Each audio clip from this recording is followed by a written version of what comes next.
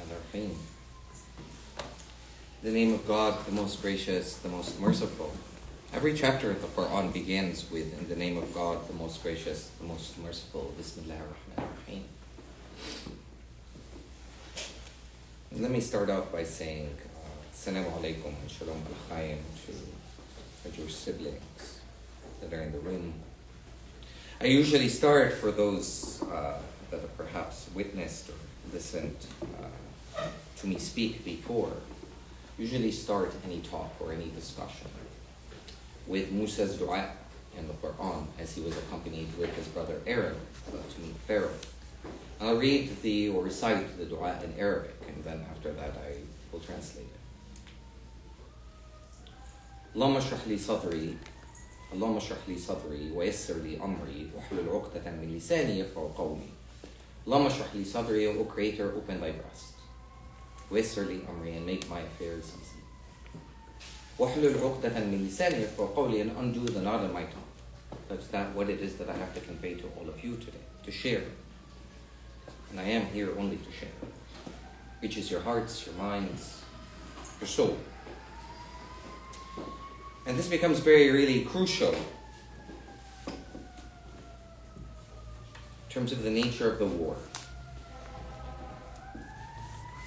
that we are entrenched within. We are at war.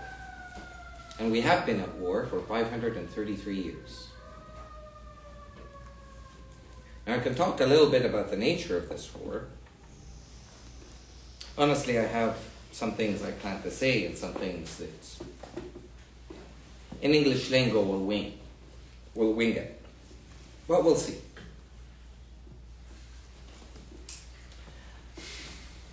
All praise and all gratitude be to Allah subhanahu wa ta'ala.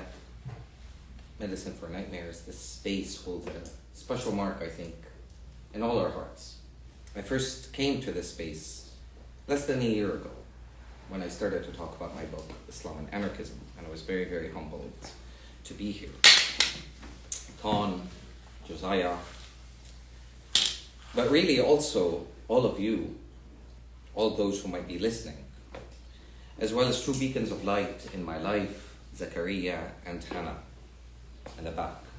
Zakaria has actually never attended a talk of mine live, so hopefully this will somewhat live up to it. But I would reminisce if I didn't also express gratitude for the fact that I'm on this unceded territory, this ancestral homeland of the Ahlani people, in so-called San Francisco. And of course, this isn't lost or forgotten upon me, nor should it, any of us, to be quite honest. Because the question becomes, in this war, what are responsibilities? Being here right now. You want to go to fight Palestine, go fight for Palestine there. I wish I could. It's not an option. At least not it is for me. Most of us. And what would we be running away from? The bigger ones are here. 1492 here. And again, I can go back and talk about 1492 to a certain point of folks wish me to do so. Because land acknowledgements are not just land acknowledgements. They're not superficial things that we pedantically say, statements, to relieve ourselves of whatever sense of white guilt. And here, whiteness to me, and because I'll have to reiterate this, given white fragility and white sensibilities, they're about intent, purpose, and action. There's a difference between whiteness as a phenotype, and whiteness in terms of a culture, which black, red, and brown-skinned folks have internalized. Cultures of whiteness, ways of being in the world, modernity, civilization, enlightenment. So the purpose here, as it should be, intent, purpose, and action. And I will continue to ponder upon this intent, purpose, and action now, today, tomorrow, the day after, till I leave February 20th to Lenape territory, New York, and even beyond that. Because to be quite honest and frank, half my life I've spent on Turtle Island. And regardless of the fact that I'm Egyptian, I'm North African, where I am in the world, I still hold responsibilities to this place, to this space. I may not be as privileged as a white man a white European man coming here, living here. But ultimately, I am complicit in indigenous dispossession. Again, one that goes 533 years back. And I'll continue to reflect eternally that way. What I bore witness to, names, faces. I'm not as I am yesterday, nor today, nor will I be tomorrow. The beauty about this life is this ever dynamism, this ever evolution. The land undergoes it. Our faces, our bodies. We, you and I, constant and all the time. And I will continue to reflect, ponder, and preponderance on this breath. This awful, wakeful, half-asleep journey. And I'll ask for your forgiveness in advance, especially for my shortcomings and perhaps what I say and perhaps the way that I say it, for that reason. Now, who am I, what am I, for some of you who may not be familiar or encountered me before. You're all worlds, by the way. Stars, an intersection of them. And I wish I could certainly get to know you as you may perhaps get to know me a little. Who and what are speaking? Well, I'm born of the desert, I am of the desert, I am like the lion of the desert, Omar al-Mukhtar, the Libyan Senussi warrior who stood against Italians in his homeland, against French colonizers in Chad, the British occupation in Egypt, before his capture and execution on September 11th, 1933. And I come to you today from Mohamed, like Musa and Isa before him, at the desert, from the desert. I come here because I'm looking for Mohamed, who stood for social justice, for Isa, who defended Mary Magdalene, for Musa, who stood before Pharaoh and spoke truth. I am of Black Hajar, Sarah's handmaiden. And I'm here to share with you, if we don't already recognize, that the devil is everywhere. The devil that lives within us, the devil that is right outside Medicine for Nightmares. And this talk today was actually part of a series of lectures that I recently gave at the California Institute for Integral Studies. Some will be the same, some will be different. Performance will be different. I made no mistake about it. I am performing. We all perform, whether we like it or not. But I'm here to reflect with all of you on the land, on decolonization, and supposedly this thing that I call Qur'an of the oppressed. But let me rewind a little bit. Isn't it strange? The white Euro-American Christian man fears death to the extent that they do in burial, that they avoid that their body touches the very earth, that they become soil, that they become clay. They envelop themselves, you see, in these container caskets, and coffers, and tombs, and boxes, more expensive than what they pay in the brass toll tax, arguably, that we all pay, that they give specifically to capital as a price tag for living. The white man's attempt to shield themselves from ancestral reminders, even remembrances. They bury themselves in ancient demagogic crypts and sarcophaguses. A pharaonic cure that Musa demolished with the strike of his staff and drowned in the red tidal seas, still alive. And I'm here to reflect on this point because I wouldn't and will never live with those lives.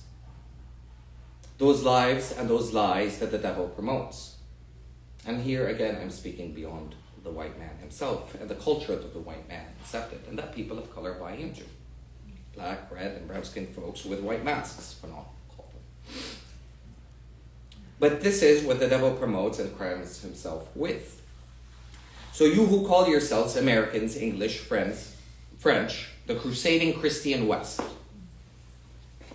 the irony behind your entire existence, you who call yourselves by all these names, these hyphenated names. And it is ironic that everybody hyphenates their American identity, their Canadian identity, their whatever identity.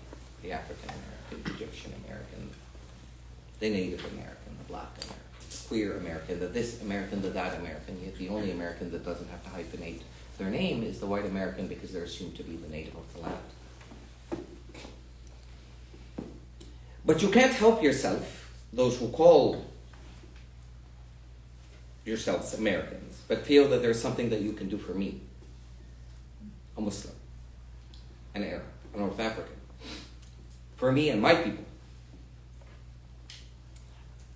And this constant obsession that you can save us, that you don't know yet that me and my people have endured your salvations enough. And I can't refuse, and I can't help but refuse the endurance of those salvations anymore. Not for a moment of respite yet. I don't accept it for me or my people. And if the cost of the rejection of that, of your worlds, is my martyrdom and death, know that I shall relish in the honor of martyrdom. It's going to start again Saturday. And watch. And I do relish in that martyrdom because I don't particularly fear death, at least not that I know of. Martyrdom is the greatest honor for a Muslim in Islam. To rise upon high, to be unwashed and to be buried, because we get buried in the very black, brown, and red earth and soil from which we are made, the very clay from which we are made. And the breath of Allah subhanahu wa ta'ala blew in each and every single one of us. Death, we all die. But the question is, what we live for. Under what circumstances, context. And it's always about context. And as Emiliano Zapata had said, I would rather die living on my feet than on my knees. Death is a rite, and it's a passage, and it's a rite too. And there hasn't been a soul that lived that did not die. For Muslims, the absence of fear is not because we're so obsessed with death and because we teach this. Rather, because we value life. The very sacrosanct principles for which we are willing to die in the name of an actual life lived. That makes life worth living. I say this because I also know that once we turn our back from, again, the devil outside, the devil society, that we all are participate in, by the way. I are condemned to that death. So when my time comes, and I don't know when that time will come, it could be tonight, it could be a moment right now. And I'm not being facetious, I could just collapse right now. That's how fragile life is. But if that were to happen,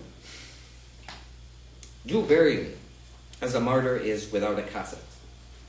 My bare bones are to be returned as they first entered this world, naked as anything birthed, so that my body may become very much a part of the earth. In fact, so it can be made to serve the earth as decomposed new life, for trees, for flowers, for lilies, for lilacs, for roses, even to serve as a granular dust for 1,000 Yapa orange trees to once again blossom, to bloom. Bury my body such that it may even become a weed, a big middle finger to civilization, to modernity. I existed before you and I shall exist after you. That is the power of land. Bury my body so that it may become sweet-scented musk. Lay some tobacco, burn some sage, and let me rise into the real world. Offer a prayer, perhaps, if you would be so kind. Because the truth is, I would live and die and live and die and live and die 1,000 times for the very principles that I believe in. My recompense will be with Allah subhanahu wa ta'ala. And that I believe. Far more worthy than anything that any of you, I beg your pardon, or this world can offer me. There are 3 things that are usually left for a Muslim when they die. Knowledge that they leave behind that is of benefit to people. And I'm not talking here information, I'm talking here knowledge. I appreciate journalists, but I'm not in the business of just passing along information. So knowledge. Or a gift that they leave behind. A school, a library, a place of worship, a tree that they plant. That gives shade to the wayfarer, the traveler, that a poor person can lie underneath and grab some dates from to quench their hunger. The third is children, because children, family, or as part of family, as community. Their importance in the sense of remembrance. A person dies twice, when their flesh ceases to exist and when people forget them. All we are is what we do in the name of our names. Nothing more and nothing less. That's all we take with us. I'm not going to take my books. I'm not going to talk about the clothes that I'm wearing. I'm not going to take nada. That's it. The Qur'an says, and never think of those who have been killed in the cause of Allah subhanahu wa ta'ala as dead. Rather, they are alive with Allah subhanahu wa ta'ala, receiving their full provision. Surah Ali Imran, the chapter of the family of Imran, chapter 3, verse 169. Vine Deloria Jr., who will find peace with the lands. The future of humankind lies waiting for those who will come to understand their lives and take up their responsibilities to all living things. Who will listen to the trees, the animals, the birds, the voices of the places of the land. As the long-forgotten people of their respective continents rise and begin to reclaim their ancient heritage, they will discover the meaning of the land of their ancestors. That is when the invaders of the North American continent will finally discover that for this land, God is right. The late Vine Deloria Jr.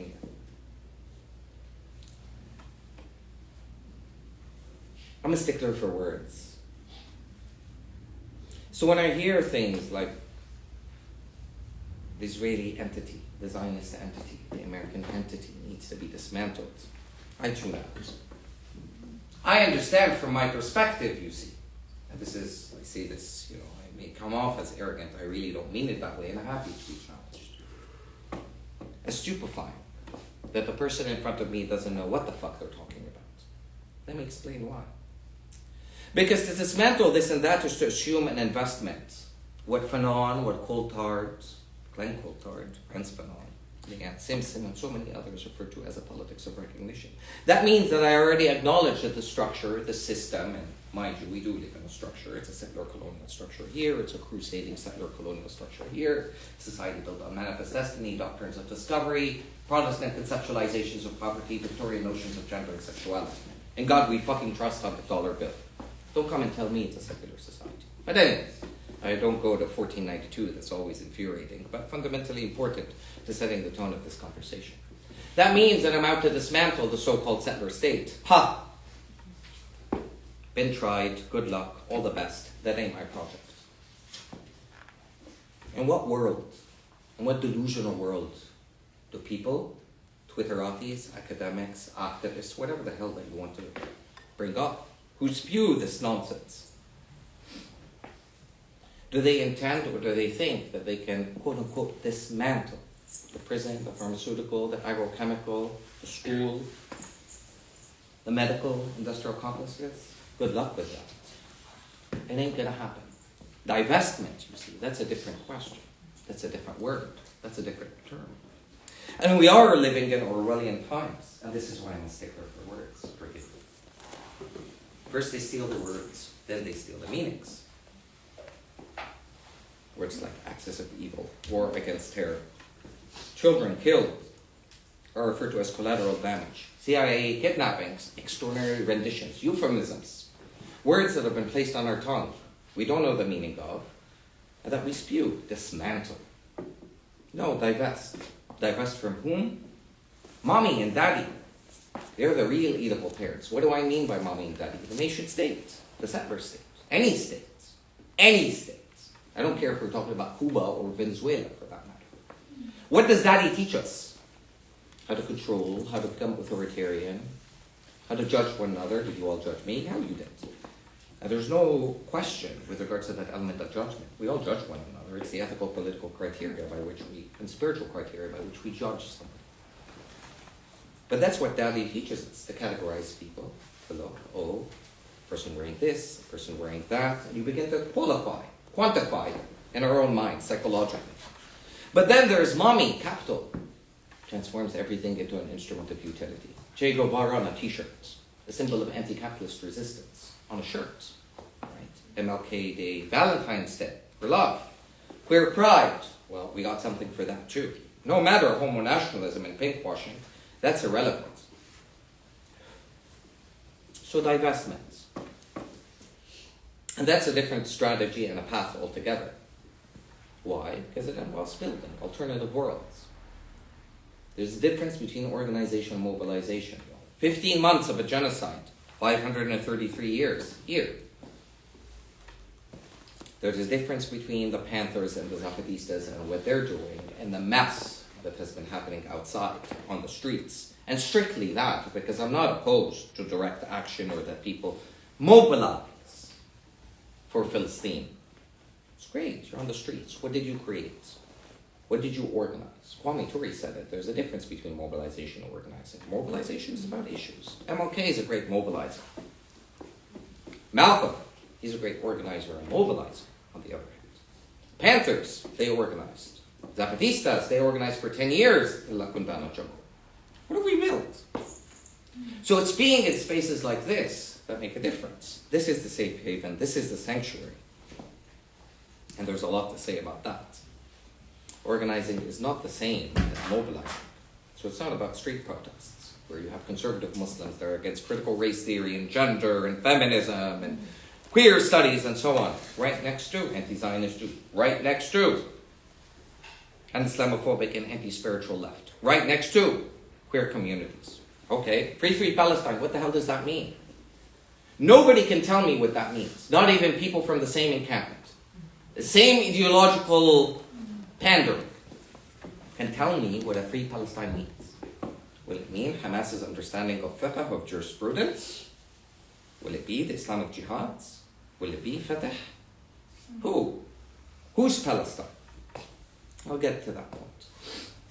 You can talk about, again, freeing Palestine all that you want, but unless we face the big monster in the mirror over here, that the Zionist entity is built, framed upon, forget it. It's never going to happen. So, to ensure the permanence of our struggle, we must connect with land. And the land that we are situated upon, which is stolen land. It is stolen indigenous land. Land, as the Martinique black man, Frantz Fanon, had noted, is the true capital.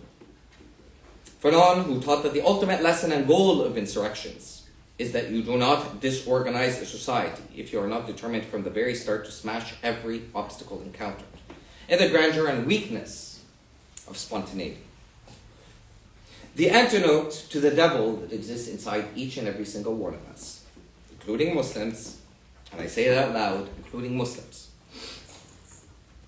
is decolonization and the necessity of building a world where all worlds fit. That means building non-authoritarian worlds. And I said non-authoritarian, not anti-authoritarian. Anti-authoritarianism, anti-capitalism, that's just a slogan.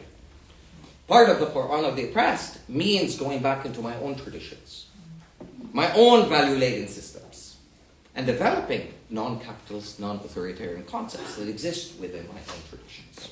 So it isn't a slogan. It's concepts that have material ramifications, historical ramifications, spiritual ramifications, symbolic even, in relationship to land. Primordial, elemental ways of living with the land, not on the land, differently. But building those worlds. And being able to defend them strategically and tactically with arms, yes, if need be. I ain't asking for the white man's permission, or certainly the UN or the ICC or the ICJ. All modern institutions made and contrived by the devil. Decolonization means building alternatives to and abolishing, as I noted, the punitive, prison, judicial, imperialist, military complexes and replacing them with transformative justice, not restorative justice, unappending our entire world. Transformative justice addresses the underlying state structure. Again, as I noted, it's a crusading settler state. And hence, conceiving of different forms of abolition, of the repatriation and the assertion of not only indigenous land, but indigenous sovereignty. And black self-determination. The only two people that aren't settlers are indigenous people are descendants of the Middle Passage as well. They didn't have a choice. It's a history that has been marked with an X. Unlike most of us, who exercise a degree of agency and choice. I don't care if it's a generation ago. I'm a first generation, let alone 10 generations ago. It's irrelevant. The devil is here. Decolonization demands a consistent spiritual and practice-based relationship with land. It's a spiritual act. Why? And this is the stupidity of leftists not wanting to contend with the dimension of spirituality. Land is a spiritual subject. She's not an object. She's not an anthropomorphic entity. To the contrary, land provides us with the very air that we breathe, the very food that we eat, the thamarat, the seeds that grow into pomegranate and fruits and vegetables. Our life is contingent upon non-human life, not the other way around, and actually we're at the bottom of the pyramid. Animals above us, a non-human life, but particularly plants above. They don't particularly need us. And I shudder to think, subhanAllah, that Muslims read the Qur'an. How many times a day? At least 5 for their daily prayer. And how many chapters in the Qur'an are named after non-human life? The chapter of the bees, the chapter of the sun, the chapter of the moon, the chapter of the thunder, the chapter of the night, and so on and so forth. Chapter of the ants, chapter of the elephant. And I could go on and on and on. And that's to be taken literally and metaphorically as well. Because necessarily the chapter of the bees isn't particularly or specifically necessarily about the bees either. But it's a means of reflection. And we've lost touch with that. And we've substituted that discourse, that way of living with the land, to being on the land. Concerned with drilling oil and gas and natural gas to fit into the devil's world. The world of the above. And there's the world of the below. But decolonization also means then learning how to harvest, replenishment cycles, food-based sovereignty and security. Radical eco-psychological as well as physiological permacultural techniques, bioregionalism, herb and horticultural techniques. Cultivating more homeostatic equilibriums, regenerative agriculture, without seeking a return to a romanticized bygone past. There is no return to 1492. There is no return to the Mohammed's time or Isa's time or Musa's time. What I do wish to extract from that period of time, from Mohammed, for example, are the spiritual, ethical, political commitments that informed what he came to found, which is a continuation of the message of Isa alayhi salam and Musa, and so on and so forth, stretching all the way to Adam and Hawa, Adam and Eve. And no, Eve was not born of the rib of Adam as exists within the white Christian man's view. Rather, in Islam, they were one spirit from which we split and produced a spectrum out of. So look at the beauty, look at the difference. And this becomes, forgive me, very important because, look, mind you, the resistance is not sitting down and citing Marx and Lenin and Fanon with all due respect. They're speaking a religious language, and yet nobody wants to interpret or understand that language. Islam and 1492 are the two elephants in the room. Nobody wants to contend with that because we've embraced a so-called secular world. But that's what decolonization precisely then involves. Substituting multinational agrochemical and agricultural biotechnological companies like Monsanto with harvesting practices that are mindful of the land, reciprocal cycles, alternative ways of life to colonial perspectives based on civilizational domination as well as ecological devastation. You know, people are sitting down and talking about the end of capitalism. Do most people even know how to grow their own food? To feed themselves, to feed their neighbors, to feed their families? No. It's very ironic, the fact of it. But that's not happenstance. That most people of color, including indigenous people who've been dispossessed from land, live in the urban metropolis, impoverishment or otherwise. Right? There was a reason it was 40 acres and a mule, and the 40 acres got stripped with any retraction from black people, because heaven forbid that black people have access to land, as with indigenous people.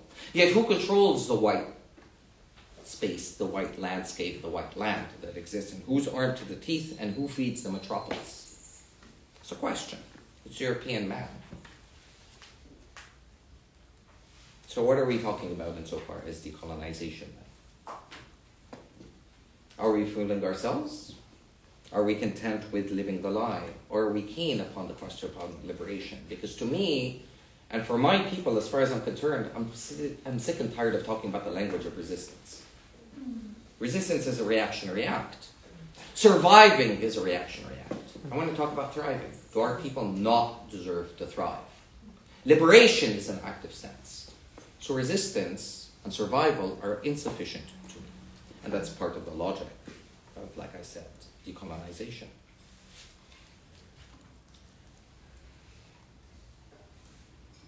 We need to learn how to grow our own food. It's basic stuff, folks. Sharing and expanding our access to land. Yes, I may not be able to afford a piece of land on my own, but perhaps if we pull our own resources, perhaps if we place it in a land trust and remittance that land to our indigenous siblings, we will be getting somewhere. Because that allows us to withdraw our dependency and reliance on capitalism if nobody votes, because voting is not a form of harm reduction in the settler colony. And that's it. The system fails, it collapses, it implodes in and of itself. And again, I can choose either to pledge my allegiance to some fantasy of an American identity, an American dream that never was. I mean, this is why Malcolm was who he was. He called it a nightmare for what it is that it is. And it can't be both. It's either the dream or the nightmare. I'm a Zionist on stolen land. What am I doing about that? And again, I purposely say it. I am a Zionist on stolen land. What am I doing about that? As opposed to pointing a finger halfway across the middle passage in the Atlantic. And it means replacing our medical and pharmaceutical complexes with modern and traditional holistic healing practices. We need to transform our nouns into verbs. Health becomes healing. Education becomes learning. As opposed to you all submitting yourselves to me to supposedly educate you. We're all co-learning together. The Zapatistas have a wonderful saying. Holding each other's hands, we ask one another what each of us knows, and this is how we discover. The evolutionary horizon together without leaving anybody behind. This is what becomes key.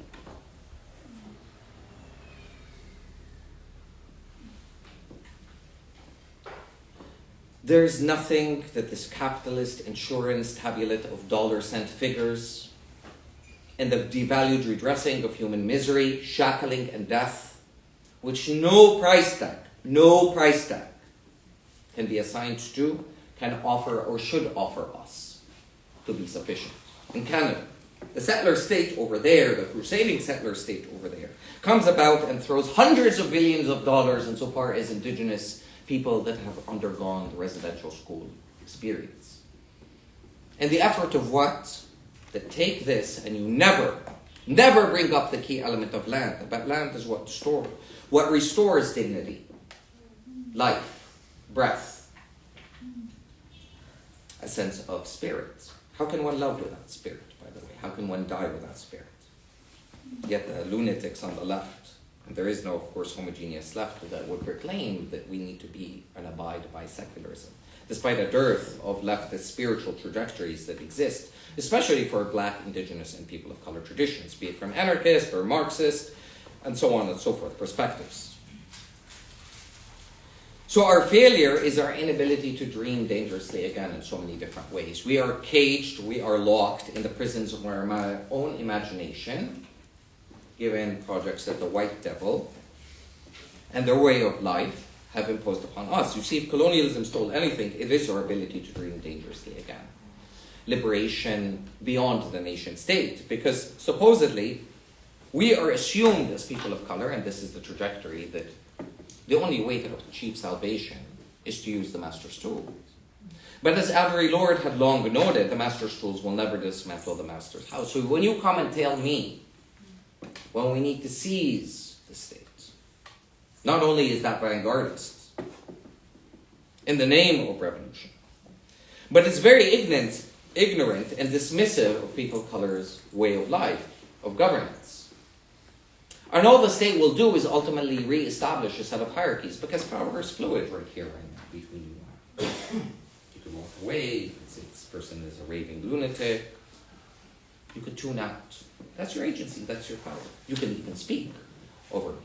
But the moment that we crystallize that within a hierarchical form, say an academy, where I am the professor, or I am the president, or whatever, well, if you don't listen, if you don't abide, there's the prison, there are the cells, there's your F on your term paper.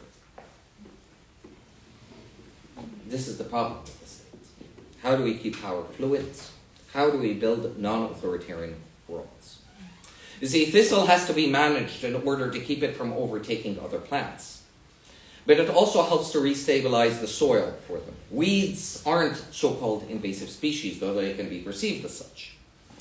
But rather, they actually, when we look at it, food, first responders, weeds. They are teachers, they are self-making medicines.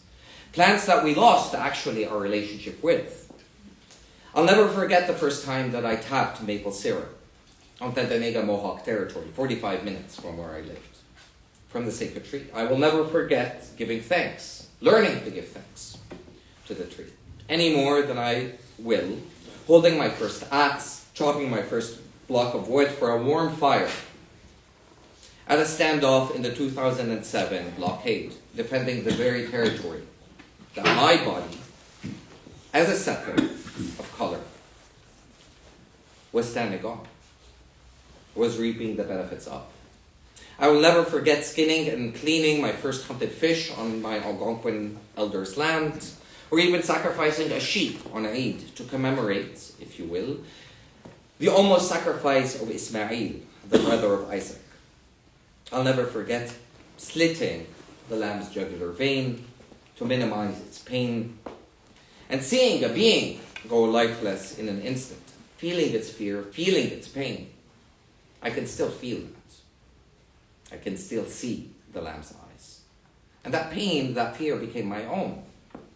But I will never forget, upon that sacrifice being sent by my grandparents, to go and distribute every part of that animal, every part of that lamb and that sheep, the skin and all else, to share it with those who are dispossessed of it.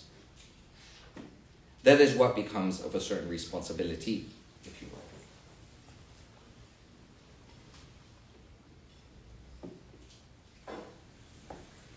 What belongs then to the realm of the destitute, the salt of the earth, the poor? Animals that belong to Palestinian shepherds, they can't usually feed on what's green. What's green has been acidified, deforested, reforested by, amongst many things, the Zionist entity's highly flammable tree pine needles. You see, the Zionist entity plants pine deserts as forests, and they've destroyed Palestinian olive groves. And of course, the Jewish National Fund, the JNF, as well as other Zionist organizations, have claimed even the Palestinian idea of crafted bustans, home-centered orchards, as if they're a product of their own green, miraculous, environmental way of living, albeit colonial, of their own device. But you see, the land resists, the land knows. Because left to its own will and device, these olive grove trees will sprout again. And they do cut through the very pine that the Zionists have planted. The land knows, it always remembers. She always remembers. Much more than us. And these are the devil colonizers who claim to make the desert plume, who model themselves, like I said, on the white European man's way of living. Didn't the devil tell us that plants don't and can't speak? Well, as Robin Wall-Kimmerer writes in Braiding Sweetgrass, in the old times our elders had already told us that the trees talked to one another. They'd stand in their own council and they'd even craft a plan. Your American scientists, of course, though decided long ago that the plants were deaf, blind, and mute, locked in isolation without communication.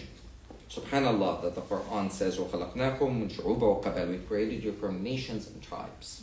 Look at the symbiotic relationship that is constructed insofar as non-human life in comparison to, again, this devilish way of looking at the world. The possibility of conversation was summarily dismissed by your American scientists. Science pretended to be purely rational, completely neutral, a system of knowledge-making in which observation is independent of the observer. And the conclusion was drawn that plants cannot communicate because they lack the mechanisms that animals use to speak.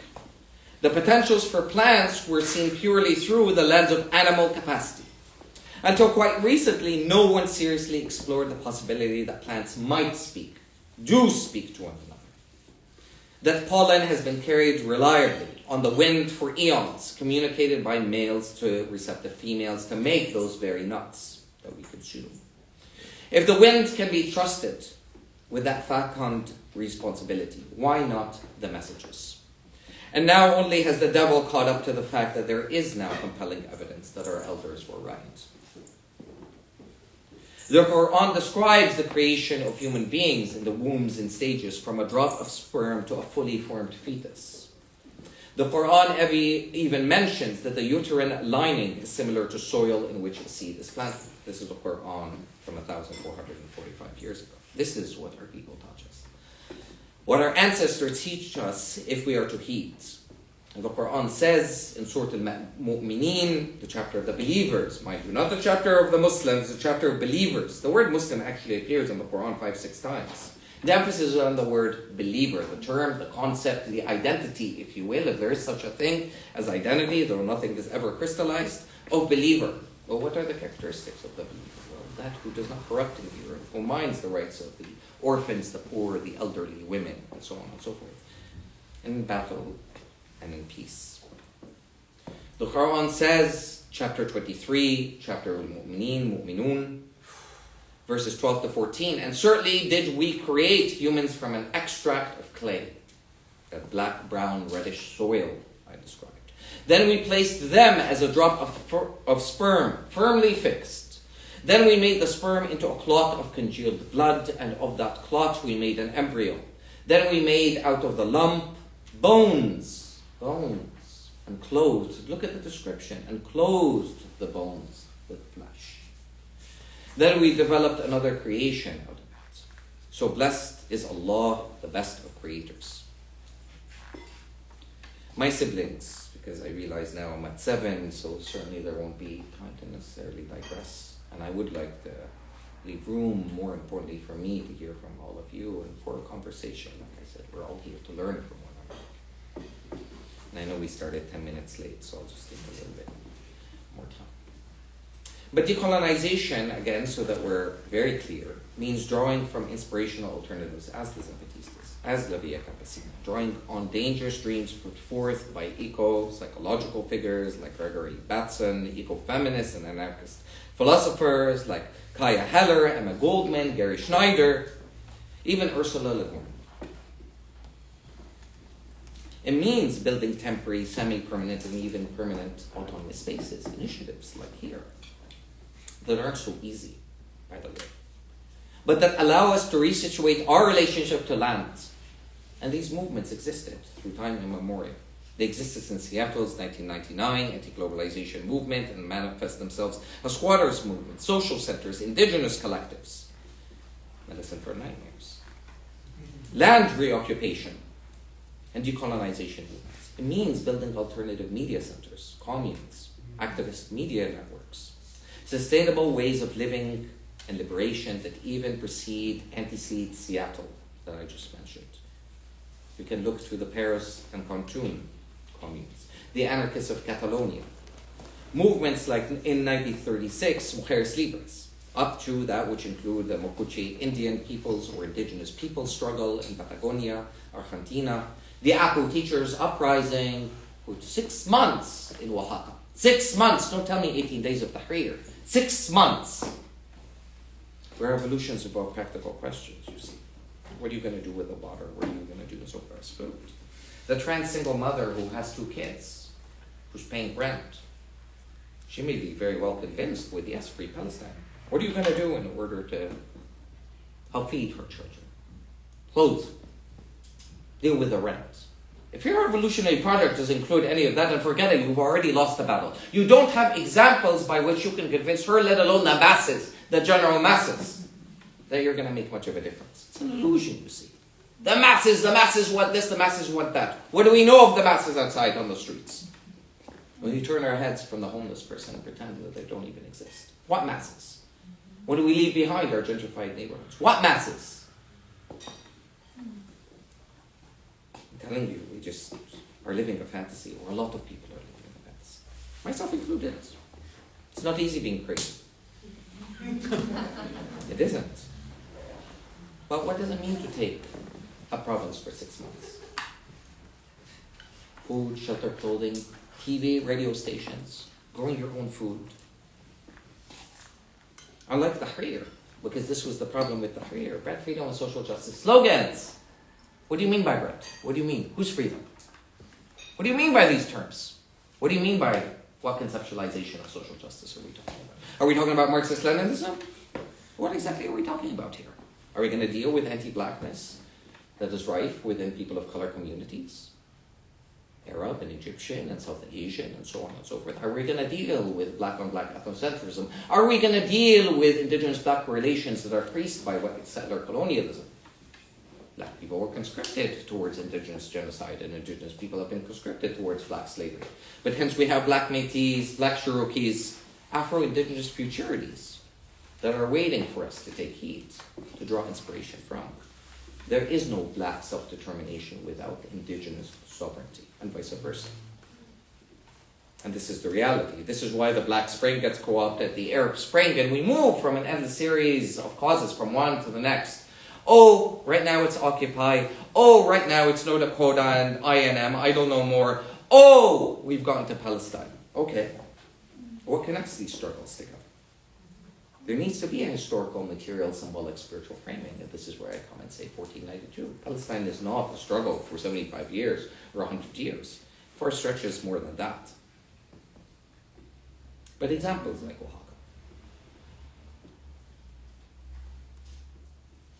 So we have a poverty of imagination.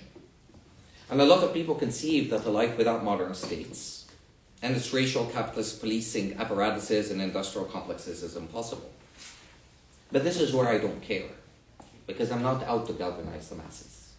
The Qur'an says, وَكَمْ مِنْ فِئَةٍ قَلِيلَةٍ غَلَبَتْ فِئَةٍ كَبِيرَةٍ. How much of a small number defeated a larger enemy? Were the Panthers large in numbers? No. Breakfast programs, free schools, clinics, everything that you can imagine. They had a program, and then after that they were ready to defend.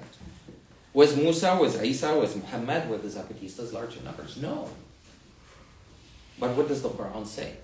وَعِدُّ لَهُمْ اسْتَطَعْتُم مِّن قُوَّةٍ. And prepare for them what is necessary in strength. Were those who did what they did on October 7th, regardless of whether we agree or disagree or to whatever range. I have issues with Hamas. I have issues with Hezbollah. Were they large in numbers? Were they in the tens of thousands? Like, look at what they've done to the world. F-32s, nuclear submarines, the entire white man civilization army. For Gaza? For Gaza. Wow. 1,700 at best. Less even. Look at how they turned the world on its head. And still, we haven't seen anything yet. And I don't mean this to be scary, because what's coming, the last 15 months doesn't even measure in retrospect to what's actually coming. Starting this Saturday, as a matter of fact. But we'll see. May Allah be with our people and our martyrs and our mujahideen, ya Rabbi. So one need only look to the rebels of the Lakundan jungle or the Naxalites in India and many other examples. And look, it's very practical, yeah? What we're talking about here. So to bring it hopefully closer to home. Nicholas Montgomery says, for instance, in point 2, practices of growing and farming and eating are natural events that politicize aspects of everyday life. Where you get your food, or you grow it, or you farm, what you eat. And these aspects that seem natural or unproblematic are many. Look at lawns. One of the most interesting things when I became a settler here is understanding lawn culture, right? Or what has become of lawn culture on Turtle Island. Lawns are political. They are conceived as archaic residues, at least over here, of European enclosures, cordoned spaces. This is what the state does, even within our own homes and their confines. Lawn mowing is a requirement. And you're actually penalized if you don't do it, because heaven forbid that a weed or a blade of grass grow out of order. Reject cultures of whiteness. Lawn mowing requires a constant regimen of fertilizers, of pesticides, of maintenance. Everything is so obsessively and neurotically trimmed, leveled. Because heaven forbid we are reminded of how far down with the food chain we actually are. Lawns constitute an active obstacle to the creation of community gardens. Permaculture, rewilding, dumpster diving, politicizes the very classification of food as waste. And we live in the most wasteful society. Capitalist processes that result in the disposal of millions of pounds of food every single day. And look at the extremes that we built. Mass starvation, mass obesity.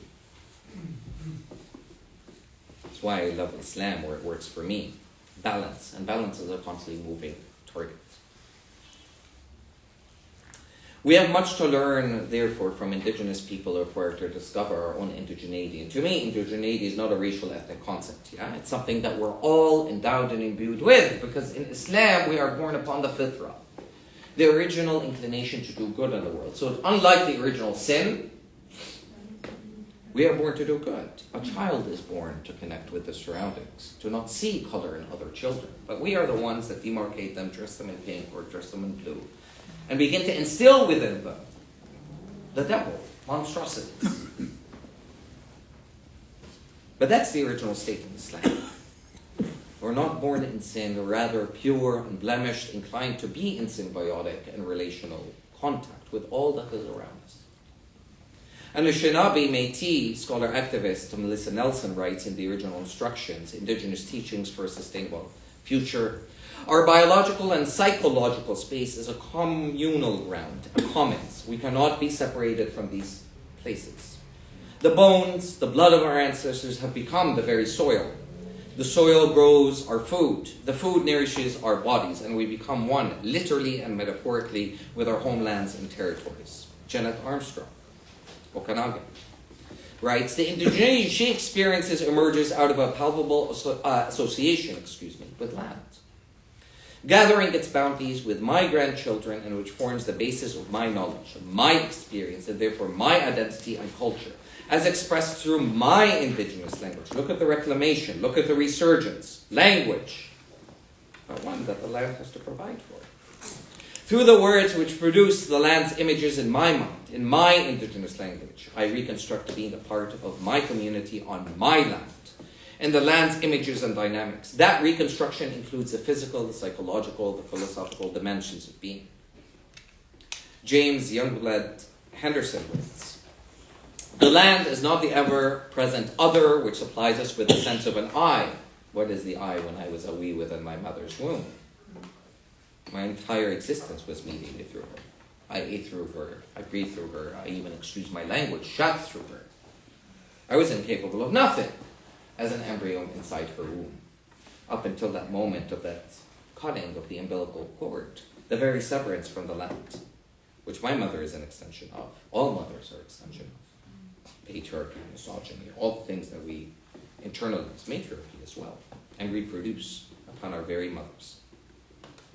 The land is not the ever-present other which supplies us with the sense of an I. It is rather a part of our being. It is ourselves. It is not a matter of being close to nature. As a means, it's not this, little hippie society where we all hold each other's hands and sing Kumbaya. It is a means to counter the domestication of human labor, fortress capitalism, and homeostasis amongst us as global communities and populations. And again, building communities is not easy. If we have couples struggling with one another to remain in a partnership, more than 5 years, 10 years, 30 years, especially with our generation. What do we imagine that it takes for communities to blossom, to grow? Across the insecurities, the fear that we all have one another, but this is what it requires, the face-to-face and being on the land. The earning of trust. There's a reason that Mohamed and Muslims were not allowed to fight back and engaged in 2 hijras. There were first 2 migrations, first to Abyssinia, to modern-day Ethiopia, when Islam was revealed, and the second to Medina. Why? It was the original inclination of the Arabs. You insult me, you offend my honor. Well, let us get into a duel, into a knife fight. But no, they had to learn a different lesson. While being persecuted for their families, murdered, tortured in the barren deserts, with hot stones placed on their chests. Fathers did that to daughters. Daughters did that to fathers. But what was the lesson? Learn to build with those other believers who are like you and who are unlike you. First in Ethiopia, like I said, then after that in Mecca. Or after that in Medina, excuse me. Fighting is easy, folks. It's not the point. What are you fighting for and what are you fighting against? And do you have something worthy of fighting for? Ultimately, that becomes the question. And so, if I'm to make this point even more clear, because again, language matters. When I say the word decolonization, I do not mean anti-colonialism. Those two terms are not synonymous in my world, in my books, in my discourse, in my language. You see, anti-colonial resistance, and again, I appreciate, of course, Pan-Africanist movements, Kwame Ture, Patrice, Walter Rodney, you name it. That's not the point. Sankara, Lumumba, of course. And they were engaged in both anti-colonial resistance as well as what they defined as decolonization. But the decolonization that I'm referring to is one that indigenous people have also contributed to. Because there's an issue with remaining within the 50s, 60s, 70s type logic. Our ancestors have taken us, and there's much that we learn from our ancestors that way. But there are things that were outside the purview of what they conceived. They thought that the state could be an instrument for liberation. That was a great mistake. But what do a lot of, at least decolonial indigenous scholars here on this continent proclaim? Well, that you are not one and the same, anti-colonial resistance and decolonization. While anti-colonial resistance celebrates the transfer of power to post-colonial subjects, this is Yves Tok and Wayne Yang, in the Emptiness essay, sure that what we all encounter, decolonization is not a metaphor, just as much as genocide isn't a metaphor.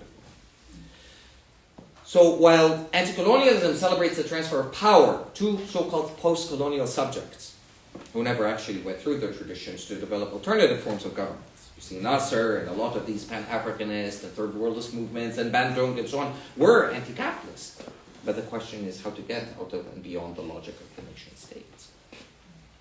A decolonizing stance, on the other hand, seeks to subvert and remake the colonial system and world entirely. It is about structures. It's not about issues.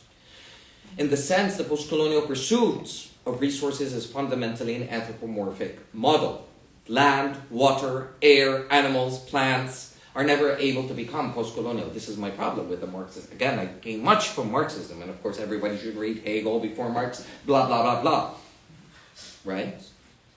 But in a Marxist perspective, all life becomes still property. They remain objects to be exploited by the empowered post-colonial subject. And so the strict pursuit of workers' rights, the right to work by Marxist-Leninists, even classical anarchists, because I have lots of issues with anarchists, and others is largely pro-colonial in its framework. Because they are still anchored in land as anthropomorphic models, as properties, etc. That land is property, land is and belongs to the so-called United States. And that it should be supposedly distributed democratically. Well, the hell with that. And the hell with the idea that we're slopping about with unions. Why aren't workers taking over factories? They did it in Argentina in 2001. Take over factories, take over the means of production of power. Unionizing isn't enough. We know that the cadre of elite unionists, particularly at the top, are beholden to liberal power, and liberalism is far more conservative than white supremacy is. It is the very bosom, actually, of white supremacy, liberalism. And it infiltrates the left just as it infiltrates any other psyche or any other idea. Including Marxism, including anarchism. Because make no mistake, these are religions too. Capitalism has a religion. The state is a religion. Like I said, anarchism, Marxism, these are religions. So there are no single issue causes. And the left, if there is a so-called left, I think, in my humble opinion, as I begin to sort of try and wrap up, needs, in my humble opinion, to shut up, and it needs to go underground. They have been doing this for a long time, the rights, or elements of the so-called rights. And let me extend this a little bit further. I really don't give a damn for identity politics. They mean nothing to me. The fact that you come to me and you state, I'm a Palestinian, that I am queer, that I am this and that, means absolutely nothing. What are the set of spiritual, ethical, political commitments that should have arrived with your queer this, your this, that? Queerphobia is just sexism dressed in drag, but that's another discussion altogether. But it makes no difference to me, because it's about gender, more than it is about what one does in the very intimate recesses of their own bedrooms and what they enjoy there. That's an element for privacy in a world in which privacy doesn't exist. But that's the irony about we're here, we're queer. Gay marriage type of discussions. Or the limitation of that. Well, my point being, it doesn't make a difference to me if you come and say, I'm indigenous, I'm this, I'm this. You could be Palestinian and Zionist. You could be queer and Zionist. You could be an anarchist and Islamophobic. What does a term, what does an identity mean to me? Absolutely nothing. We have Mansour Abbas, we have Mahmoud Abbas. Makes no difference to me. Mansour Abbas is a Muslim Brotherhood member of the Muslim Brotherhood in the Zionist entity's Knesset. What does it mean to me? Nothing. Mahmoud Abbas, traitor to his own people, to us. This project, Islam and Anarchism, I really don't care what you call it. You can call it Islamitismo, you can call it Qur'an of the oppressed. To me, it's just Islam. Right. Was an attempt at trying to continue, if I may frame it so, Malcolm's project. See, the beauty about the shining black prince of ours, right, that is claimed by so many, is the fact of he engaged in an endless metamorphosis, a transformation of self. The Malcolm before and after the Nation of Islam, let alone prison, is not the same as the one who visited the Congo, let alone Mecca. And unless we take inspiration from that, because that is the lesson here, as opposed to becoming ideologue, then we lose sight of what this man stood for. Where would Malcolm, and what would Malcolm say about his friendship with a queer black poet by the name of James Baldwin, insofar as how that would affect his reading, his understanding, his interpretation of Islam? What would Malcolm say insofar as indigenous sovereignty now? What would he say about Arab supremacy, about Sunni supremacy, about Shiite supremacy, and the list can go on? About anti-blackness within predominantly Muslim societies. What would he say? And that's where the project, the seed of it, if you will, had been initiated. Again, the Qur'an says, we created you from different nations and tribes so that you may get to know one another. The best amongst you are those that exercise taqwa. What is taqwa? Piety. What is piety associated with? Well, adal ijtima'i, or social justice. The state, folks, is not this abstract entity that exists over and above us. We already govern one another vis-a-vis the set of asymmetrical power relations that exist between us, because we have different privileges along gender, along race, along sexuality, along class. And it is how we use that power that becomes very important.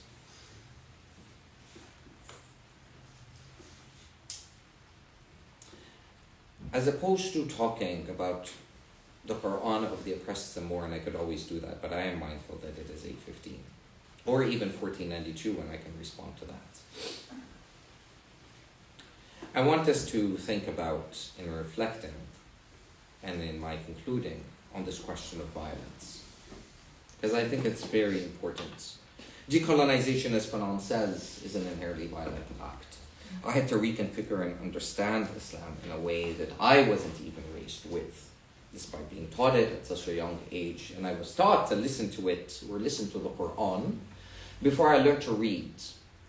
And before I memorized, I had to learn how to understand it. It's not an easy text. And a translation of the Qur'an is not the same as the original written in Arabic. But this question of violence, of who we are, of what we become. I'm a set of conjunctive ands, not disjunctive ors. I'm a Muslim, anarchist, and what does it mean to be an anarchist when if I believe that Islam is inherently anarchistic, inherently non-authoritarian, anti-authoritarian? It's a question. But I'm a set of conjunctive ands. I'm not a set of disjunctive ors. I'm not a set of binary logics. The question of violence. Because we're all going through this Du Boisian identity crisis. Who are we? What is our role in the world? And our complicities in relationship to so many different struggles. In this moment, and I expect Saturday ongoing, when everything goes to flame again, as if hell had gone cold, though it hasn't for our people, I want to remind us that of some of the lessons that we understood or should have understood at this point of the last 15 months of a genocide. A genocide, by the way, that we're scrolling on Twitter and social media vis-a-vis phones made from another genocide in the Congo, and yet we supposedly will liberate Palestine. But anyways, this is the conundrum of our disorientation or schizophrenia. We don't have a strategy. We don't even know what a strategy is. We don't know the difference between strategy and tactic. And we can't protest peacefully. We can't boycott peacefully. We can't engage in hunger strikes. We can't block traffic. We can't self-emulate. We can't heckle politicians because we're entrenched in identity politics and more respectability politics. So we can't dissent. We can't simply be. And before it seems that I get involved in anything nowadays, I have to straighten up my own position, especially after what happened with me in Columbia University as the Hamas professor. An honor title I'll take. The yardstick that is used by Muslims to measure another is not the color of skin, a person's deeds. That is what Islam teaches. The person's conscious behavior. The person's intentions, because niyyah matters for a lot. We could be walking down the street. I could, throw my cigarette butt in the garbage and so on, just so that you all may think that I actually care about the environment. But only Allah subhanahu wa ta'ala knows my intents. Unless we live together, then you discover my own hypocrisy, which is possible too. But that's the point. Intents are important. Because one way wish a good deed and have bad results, and vice versa. But when intents, amongst many other things, when you use that as a standard of measurement, of judgment, you can't go wrong. I'm not, though, in a society that practices, neither here nor in Egypt, that kind of sisterhood, brotherhood, what we as Muslims refer to as the Ummah of believers. I'm in a society that perhaps might preach it on a Sunday or any given Sunday, but they don't practice it on any day, even Saturday, even a Friday, when Muslims gather together to pray. Friday prayers. It's a society controlled primarily by racists, by segregationists, apartheid and genocide apologists who are in positions of power. And they exercise this form of brutal oppression that we reproduce every single day because what? We don't produce sexism, racism, misogyny, patriarchy, and so on and so forth. Of course we do. We produce that violence. That's why there's no such thing as purity. I'm in a society that might preach it on Sundays, Saturdays, Fridays, but they don't practice it on any day. It's a society, like I said, controlled by racists, by segregationists, apartheid and genocide apologists. They exercise forms of brutal oppression against people of color who don't have white skin nor blue eyes. They do this in every single place on earth. And they continue to try and exploit, and they teach us to exploit and to oppress one another. They are particularly violent when their interests are at stake. And their interests very much are at stake right now. But when you and I want a little bit of freedom, want to breathe, we're supposed to be, or we're told we are supposed to be, nonviolent.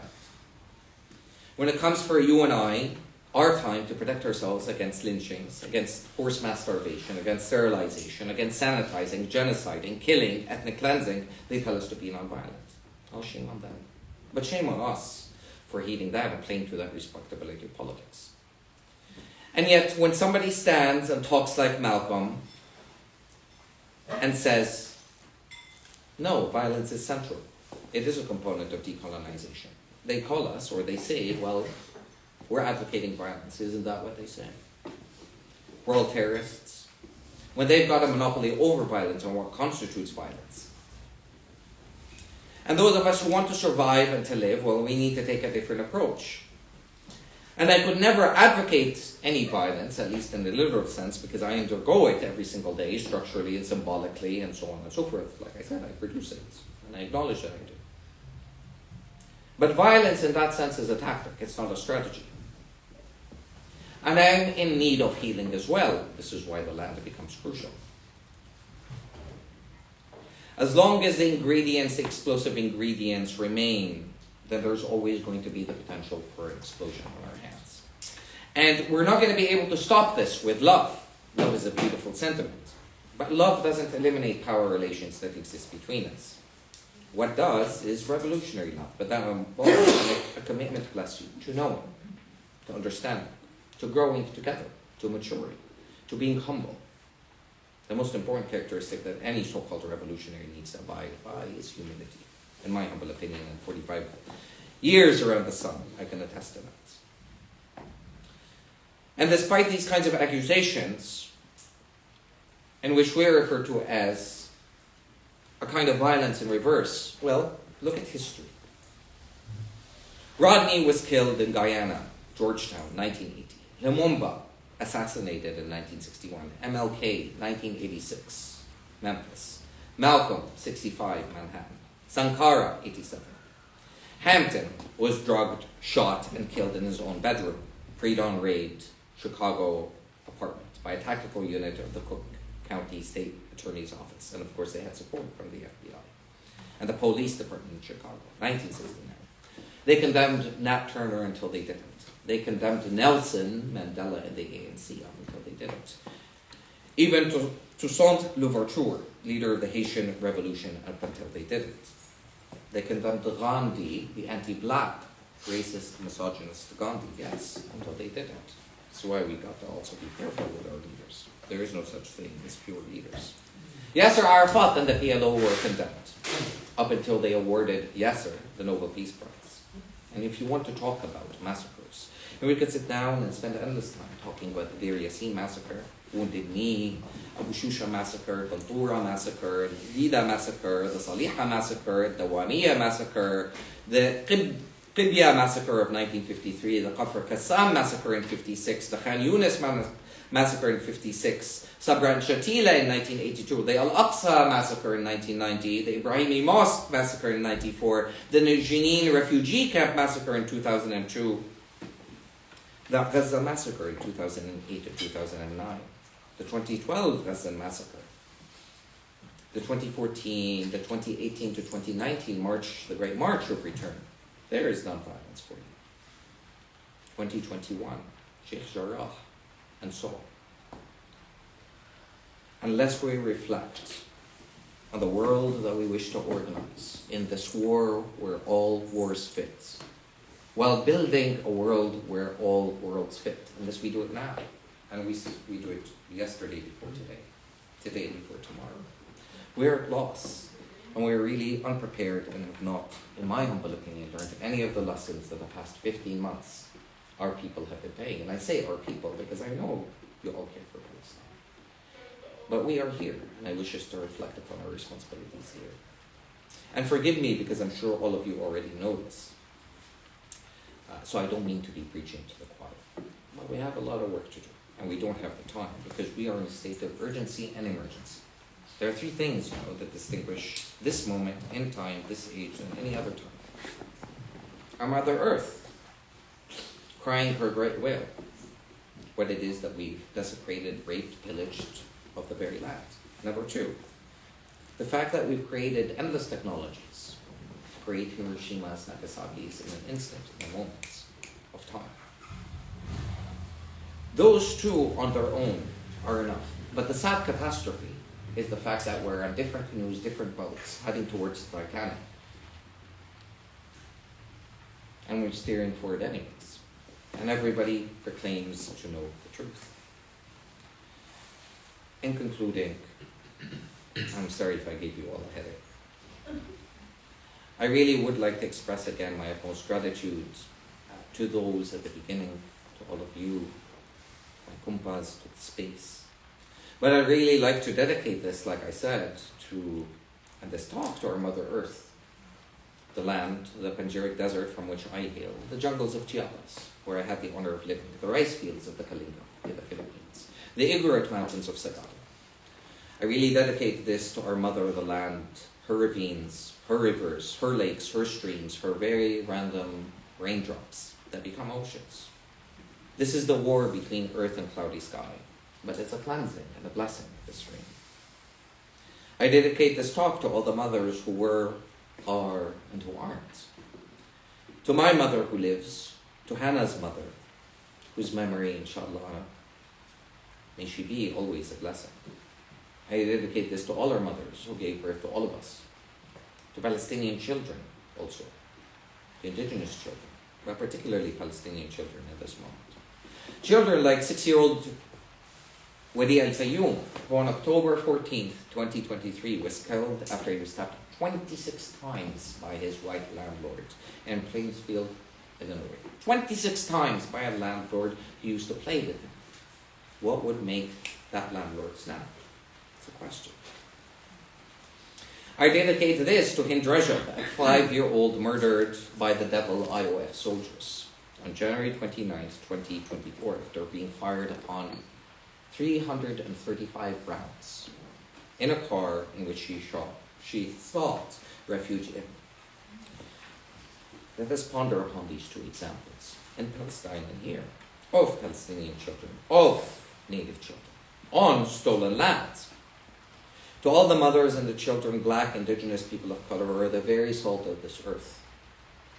And of course, I would also be reminiscing this moment in time in my life if I did not also mention my kumpa and my sister, Linda Kikevix, who recently wrote a book that I really encourage you all to get. She just gave a talk here on Saturday. It's called Palestine 1492, a report back. We usually say that her book is a book of healing, mine is a book of war. So feel free to read them side by side. I certainly have. And thank you very much for coming and for listening and bearing with me and being patient. I'm grateful. Thank you.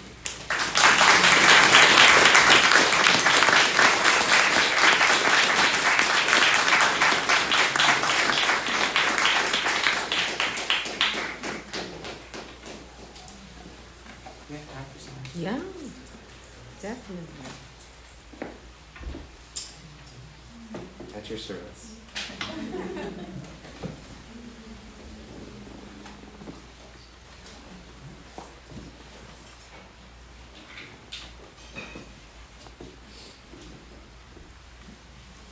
It doesn't have to also be a question. It could be a comment, it could be feedback. I welcome all thoughts and reflections. Please.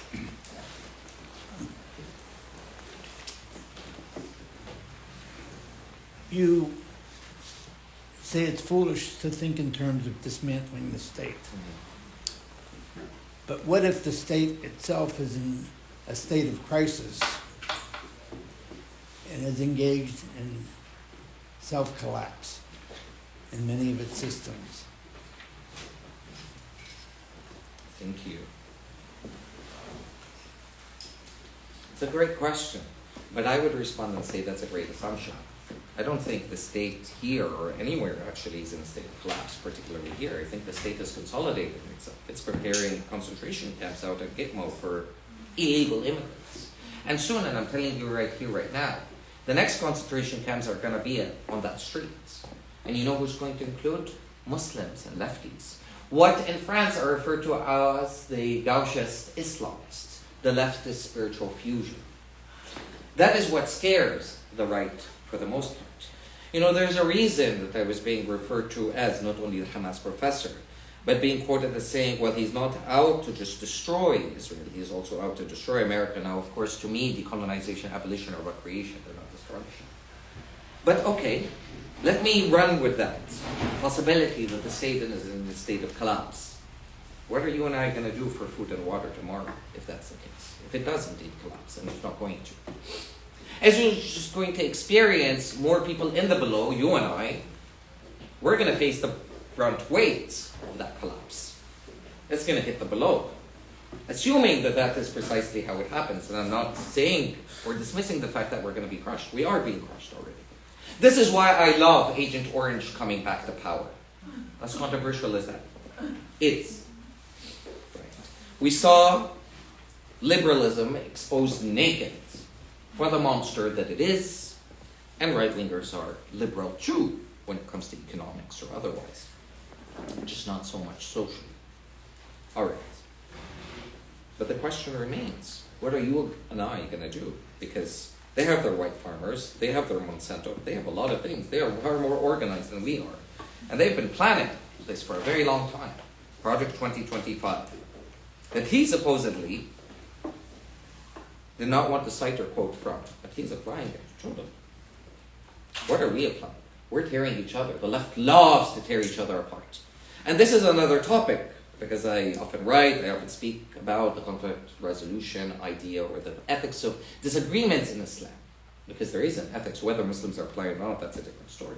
The ethics of disagreement. We don't even know how to offer each other hospitality. We tear each other apart, the Marxists versus the anarchists, the queer versus this, the feminists, and so on. What are we built? What are we defending, actually? This abstract notion of a Palestine? What are we defending insofar as indigenous people over here? Especially in a country, in a society in which history begins from 1619. Oh, right. Because that erases the original sin. The American Indian that is referred to as some bygone, merciless Indian in the Constitution. American or indigenous people are only remembered when their names are on weapons of mass destruction, Apache helicopters, Tomahawk weapons, or football teams, the Washington Redskins and the Chiefs. But that's done on purpose. On purpose. And Canada plays the opposite game. It says, oh yes, we engaged in a cultural genocide of indigenous people. But we didn't participate in slavery. On the contrary, you had the Underground Railroads, and so on and so forth. Another lie, another fantasy. So it's very interesting how these two states play off one another historically in a line that supposedly divides them. I mean, no wonder this guy wants the 51st state to be Canada. Puerto Rico doesn't count, supposedly for him. But Agent Orange, he's going to force all of us, and I mean all of us, including those of us who are dedicated. Forget about liberals and progressives and Ilhan Omar and that crowd. That joke of a crowd. Because it is a joke of a crowd. But all of us, insofar as the choices that we have yet to make, the sacrifices that we have yet to participate in. Because no, we haven't given our all. I know I haven't. My all would be my life. And what an honor it would be. But I don't think the state is in a state of collapse. I think it's just in a state of consolidation. Capital reigns, yes, globally, but it's in a state of consolidation.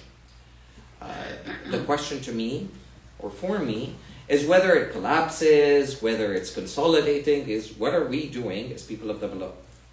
I really don't care who's in power in Syria right now. Good, the butcher of Damascus is gone. Wonderful. What are we building on the ground? And instead of paying attention to who's in power, the change in operator, bless you. I'm interested in the structure. Do people believe in the structure, yes or no? Is it a dream? Is it a nightmare? Make your decision. But that's the fork in the road.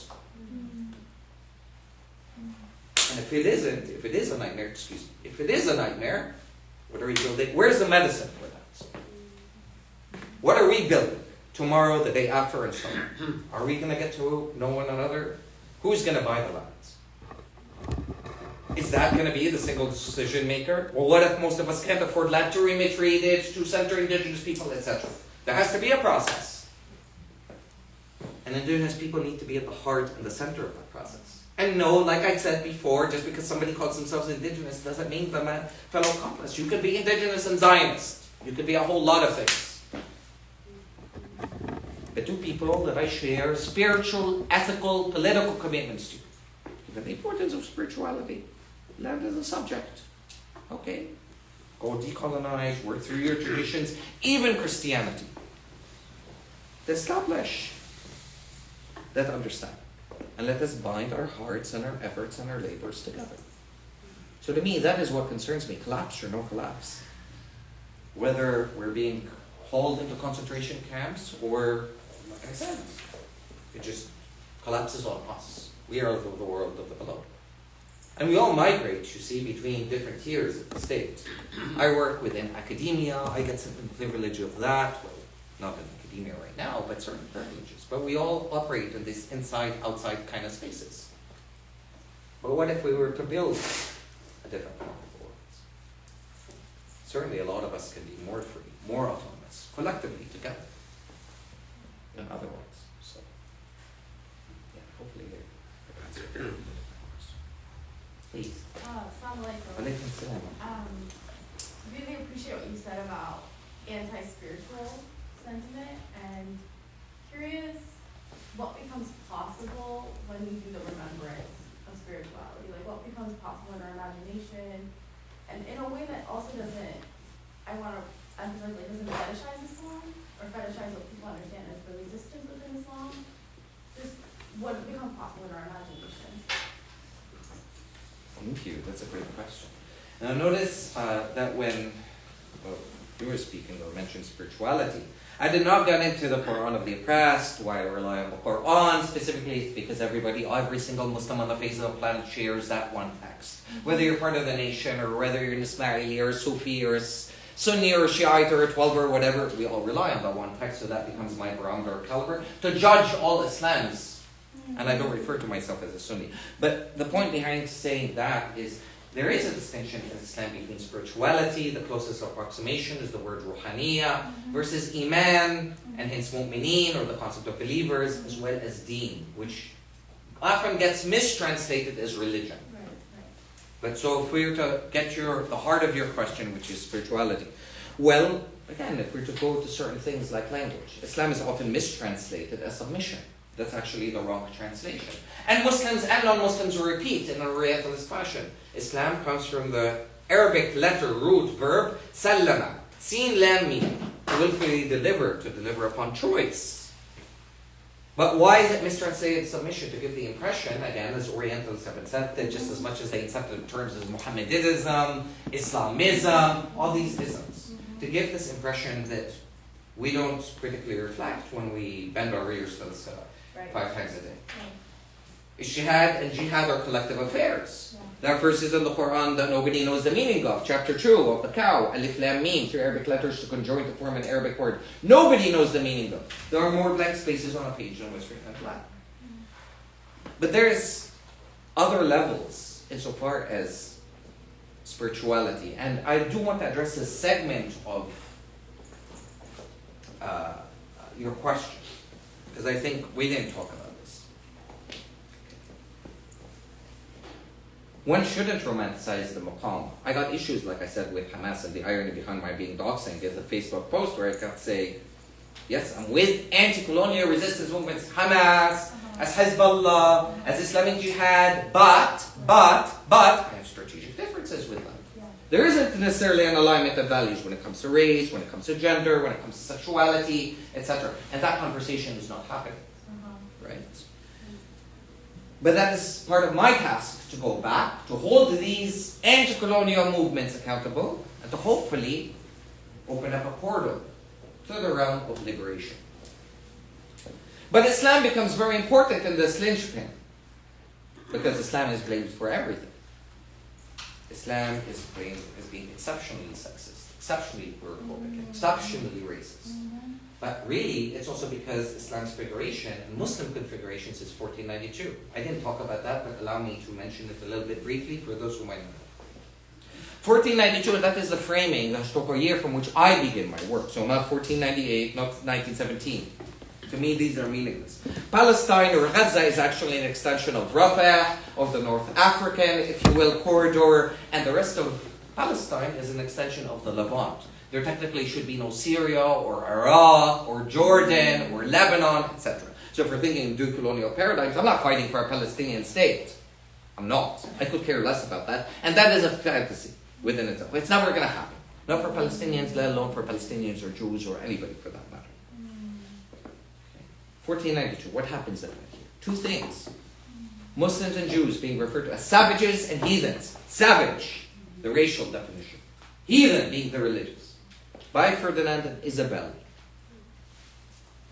who are engaging in the cleansing of Spain, that Muslims had been present with it for 800 years. Okay? Alright. Savages and heathens. Race, religion. And one cannot understand race without understanding religion. We were murdered. We were raped, we were pillaged, we were evicted, we were forcibly converted. Columbus is sent on this journey, originally to India. Why? Columbus was a crusader. He was out to gather riches in order to fund the crusade of freeing Jerusalem, Al-Quds. He makes his way all the way to India. On the way to India, he makes his way to the Caribbean. He falters. Who does he rely on, actually? The instruments of Muslims, one of whom is a Barun. But he misreads, misinterprets Al-Baruni's sort of compass, his caliber of measurement, insofar as distance and of travel, of the globe. Alright, subhanallah. He arrives on the shores of the Caribbean. He refers to the Taino people as savages and heathens. Okay. Savage, heathen. Religious, the race. This is what Sylvia Winter calls man 1, man 2, and so on and so forth. The biologically inferior man and the physically inferior man, as well as the spiritually inferior man, if you will. Then, we look at the diaries of Hernan Cortes. What does he say? This conquistador. He describes Aztec women. He calls them Moorish women, Aztec temples, Moorish mosques, Montezuma. The Aztec leader, he calls him assaulted. Even the term used to describe two-spirit people, verdad, which were originally cast on gender non-conforming Muslims, the very weapons that Taino used, peoples used. He referred to them as alfanjis, the Spanish term for simplex, which is the curved swords with Quranic inscriptions on them that Muslims used. Okay, let's take it one step further. After you engage in a genocide, ongoing genocide of 100 million people. Again, the genocide here is ongoing. It hasn't ended. What do you engage in? Slavery. All right. Who were black siblings that were enslaved? Well, a third to a fifth of them were Muslims from the Arabian Peninsula, the west coast of Africa. The New World is built in the image of the old Crusades. Nothing has changed. This is why exception. Islam is exceptional to me. It is my path. Even though I would consider myself to have left it at a certain moment in my life to study Jewish studies, even thinking of reverting to Judaism, if you will. Because to me, Islam is Judaism universal. Right? But then I refound my place to Islam, or perhaps Allah subhanahu wa ta'ala never wished that I leave and depart from it. So this is where 1492 and Islam becomes linchpins in this war on Islam and war amongst Muslims. This is what the global war on terror is, as a matter of fact. So this is why Islam becomes relevant. Nobody knows what to do with it. And you have Latinx, you have majority of Muslims on Turtle Island are black, particularly in the context of the US. There are so many different facets of it. So it is an explosive powder keg. Others, this is why, amongst many other reasons, Ukraine is supported, but it's also because, white blonde haired, blue eyed, etc. But when it comes to Muslim resistance, that's something else. But this is the crisis that Muslims are going through since the collapse of the Ottoman Empire. And I'm not interested in reviving the Ottoman Empire, and Erdogan is a terrorist. Sorry, I'm going to have to, I have to repeat this because obviously sort of the plague of being caught in binaries.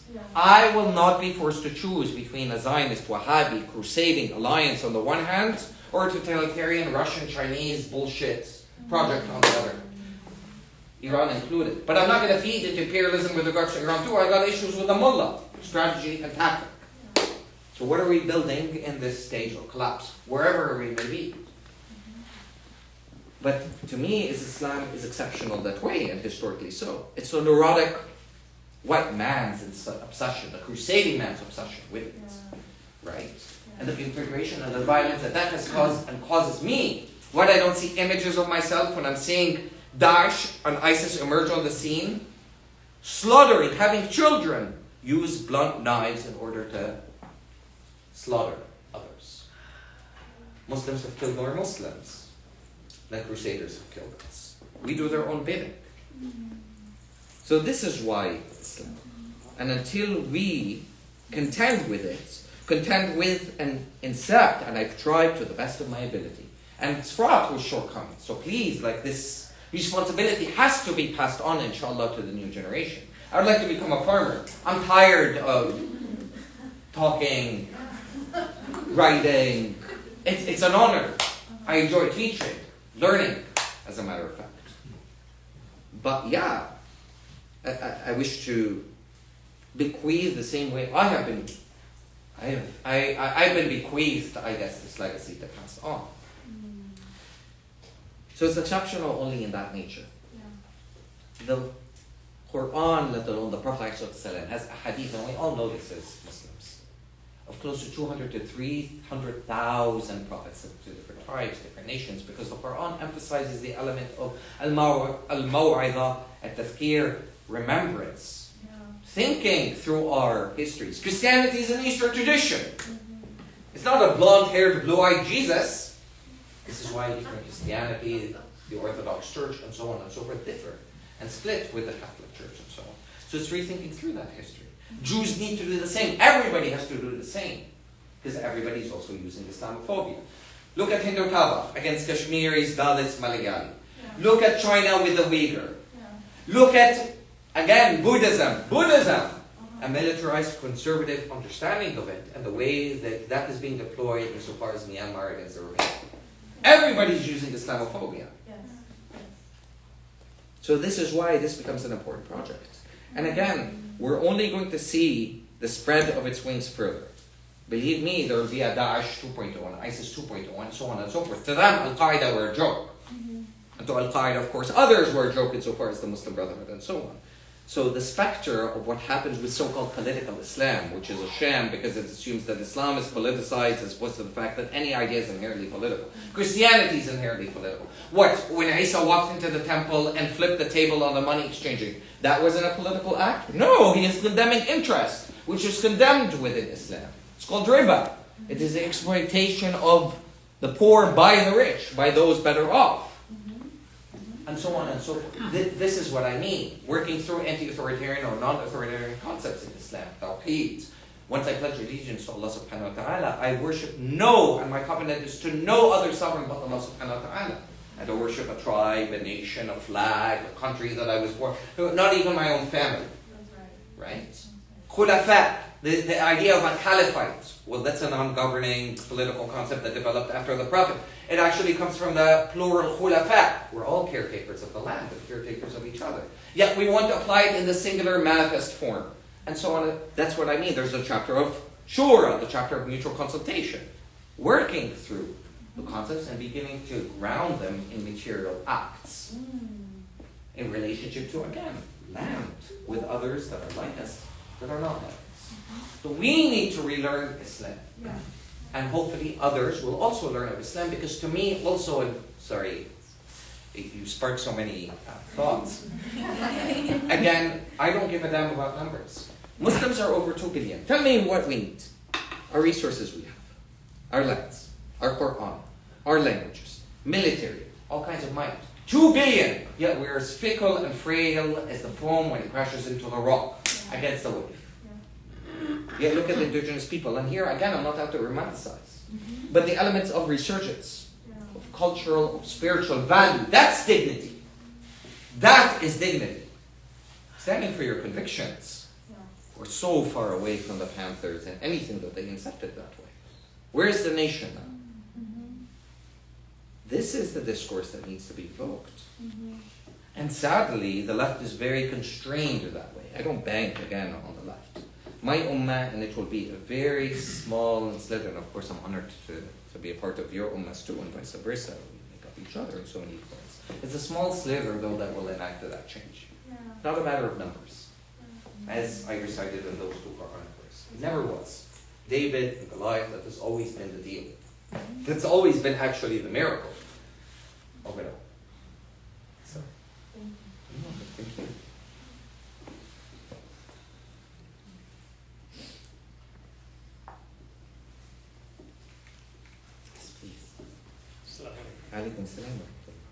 So, trying to get a sense of what was functional anarchism in the very early community in Medina, I assume. How did that go south? Because at a certain point there were Khulafat chosen, and No, thank you. I think Muslims lost touch, we lost touch with our original teachings. The trunk of the tree. Muslims have become obsessed, and I think this obsession became more and more and more gradually with time, as we fed into our own arrogance, our own decadence, as we became an empire. And I'm not going to whitewash away what Muslims have done over the course of 1,400. They gave a lot to humanity, to this species. In terms of art, architecture, agriculture, you name it, music, scientific innovations, and so on and so forth.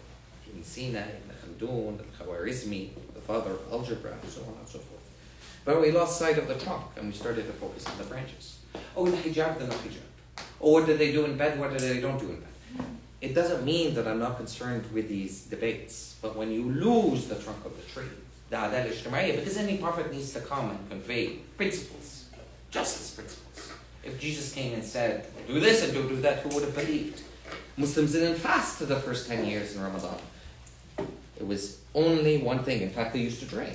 Only one fact for the first 10 years. La ilaha illallah Muhammadun Rasulullah. God is only one, and Muhammad is the seal and the last of the prophets. Okay.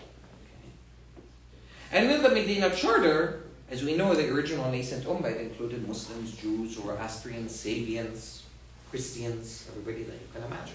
Bound together by spiritual, ethical, political commitments.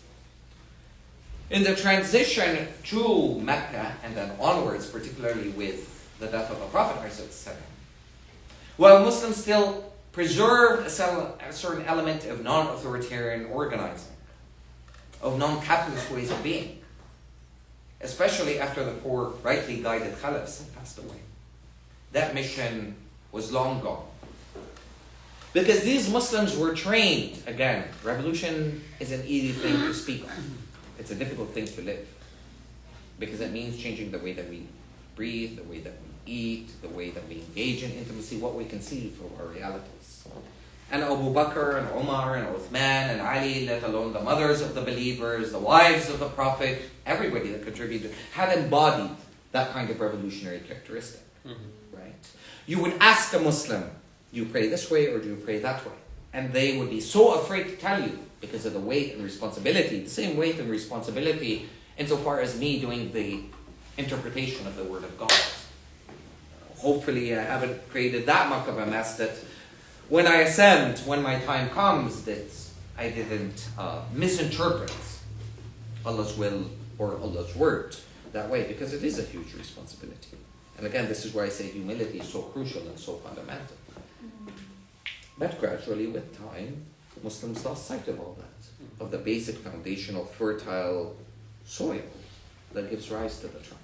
And they started to just obsess about the branches. And this is where, again, this is not to dismiss the element of the importance of the branches. I had somebody the other day, can you confirm to me that you say that Muslims should pray 5 times a day? And it's just like, when did I say that Muslims shouldn't pray 5 times a day? I'm just saying that praying 5 times a day and going to Jummah and saying, Ya Allah, Palestine, Ya Allah, Kashmir, Ya Allah, Afghanistan, Ya Allah, I don't know what, is going to lead to some kind of salvation. Allah isn't asking you for that kind of cloistered, sort of isolated experience. Same way that a lot of conservative Muslims come, move to the big cities, build their masajid, their mosques. They don't want the 2nd or the 3rd generation to be corrupted by this sexual idea, by this gender idea, by hip-hop, by I don't know what, and so on and so forth. And then they say, well, America is the Shaitan al-Akbar, is the big devil. Okay, well then leave. Why are you here? Oh, right. You want to be an assimilated citizen. Upward mobility, right. This is what I'm saying, the complicity. Right? Zionist on stolen land. It's all about context. And the Prophet was all about context, but we forgot, I think, and neglected all that. I mean, I can get into the nitty-gritty details of Umar, Uthman, Ali, because they were all in each other's company and always seeking. And even different in demeanor. These are the 4 rightly guided companions they refer to of the prophets. Okay? But even when one looks at it in terms of demeanor. Okay? Abu Bakr was known as a Siddiq. He was the honest, he was the gentle. Although he had his moments of zealotness. Umar was the zealot because he came to Islam late. He would be found in a circle weeping and then laughing ecstatically. And when he was asked, why were you weeping? I remember when I wasn't a Muslim and I used to bury my girls and commit femicide. Bury my own daughters. Right? And I'm laughing because one day I was walking and I got really hungry and I went home and I ate a god made of dates. I ate my god that I supposedly venerated and worshipped. Okay. Uthman, Sakhi, the very generous, because he came from a wealthy family and he would just give. And Ali is the door to knowledge. Even in terms of character and demeanor, they complemented the Prophet. They kept each other on the rightly guided path. You could not have one without the other. So this is when we lost sight of all that, sadly. So you're saying this is when, like, after those four, with the, with the Uthman dynasty, or were there the seeds of that? Because there was fighting very early, with the Khawarij and the. That is true. Yeah. And the question becomes the issue of, or the question of leadership. Mm-hmm. Right? Because the Khawarij that were described as the early anarchists and so on and so forth, as well as the Mu'tazilites, right? And I write about this in the book, had chosen or taken a different path than the idea of having a singular Khalifa, although, like I said, the concept of a singular Khalifa and embodied insofar as Omar or Abu Bakr or Uthman didn't really manifest or exist. Because in the death of the Prophet, the two questions arose. Who shall lead us? Who shall guide us? But the Prophet was being asked many ummah, who leads us in prayer? But we all know that who leads us in prayer may be the same person, a different person, etc. every time. It just depends on the level of consent or consensus that we have as a community as to this person leading us or another person leading us, right? But it is once those seeds of rifts began to settle down and claims over who does Islam belong to, that we began to see a faltering. Because it wasn't about humility anymore. It wasn't about growth. And the guide, both prophet and messenger, had been gone. The same way that Moses goes up to the mount to receive the tablets, he comes back, and what does he find? My people have built a golden calf, and now they're worshipping it. Or what, your prophet just leaves, and then all of a sudden you forget the splitting of the Red Sea, you forget the staff that ate all the snakes in the Pharaoh's court, that it surprised even magicians, sorcerers. So, yeah, that moment in which a prophet, but this is why the Qur'an becomes such an important reminder for all of humanity, and not just exclusively for Muslims.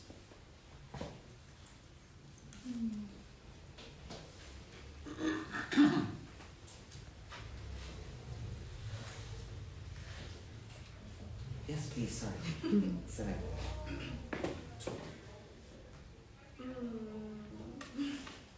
So many words. Okay.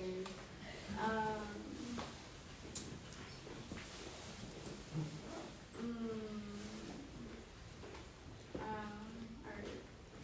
Where do I start? Interestingly enough, I came across your work. Your work where you mentioned 1492. And what Hernan Cortés said in his diaries about, the indigenous women of these lands and the peoples of these lands and how they lived.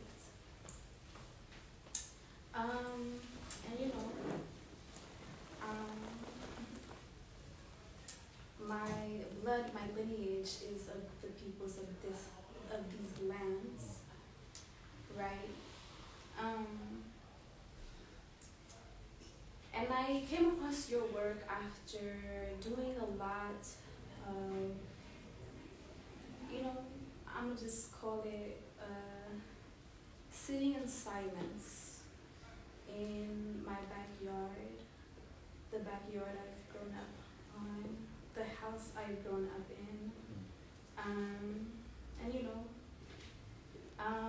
I feel like we haven't even stepped into it, right, in this discussion, the spiritual planes, the spiritual plane of ourselves, of earth. I love how you said the primordial elements of being, and how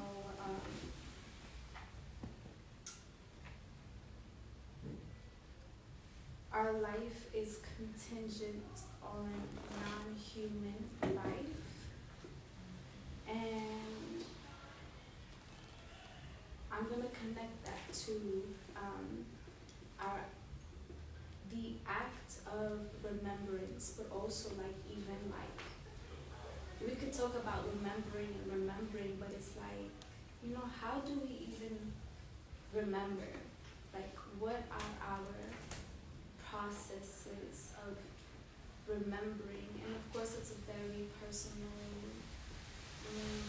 I think, discovery for everyone.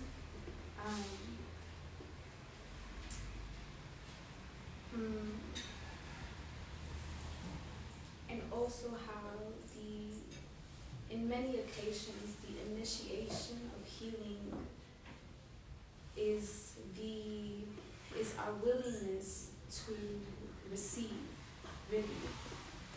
And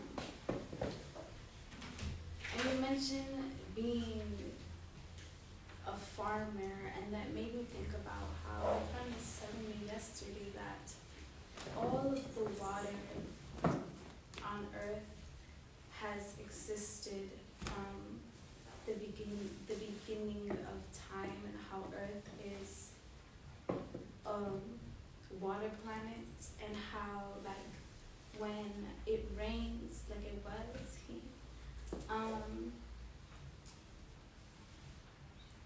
water cycles itself onto land, maybe like for like it's like a 15% of its like lifespan or something like that. I don't know, I don't remember. But it's like how let me find this quote real quick. Hold on.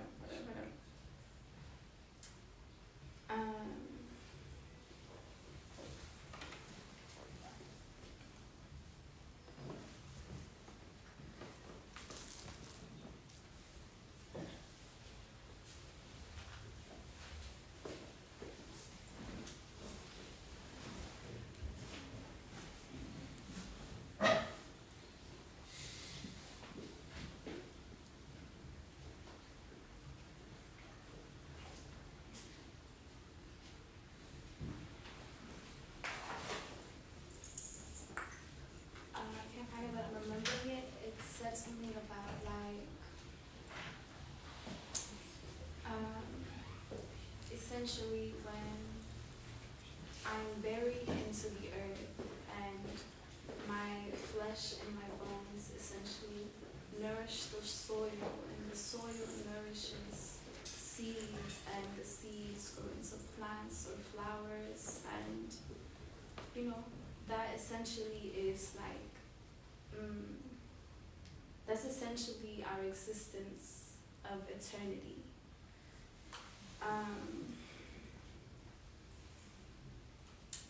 All that to say, I guess, because what am I even saying?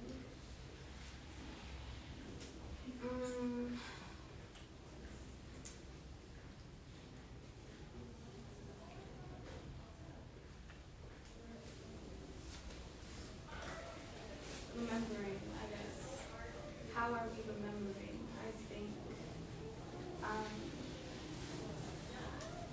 And remembering not like through tests of DNA and what 23andMe can tell us about our blood, but like calling and connecting to our own blood, our own bone, our own genealogical histories that reside within us.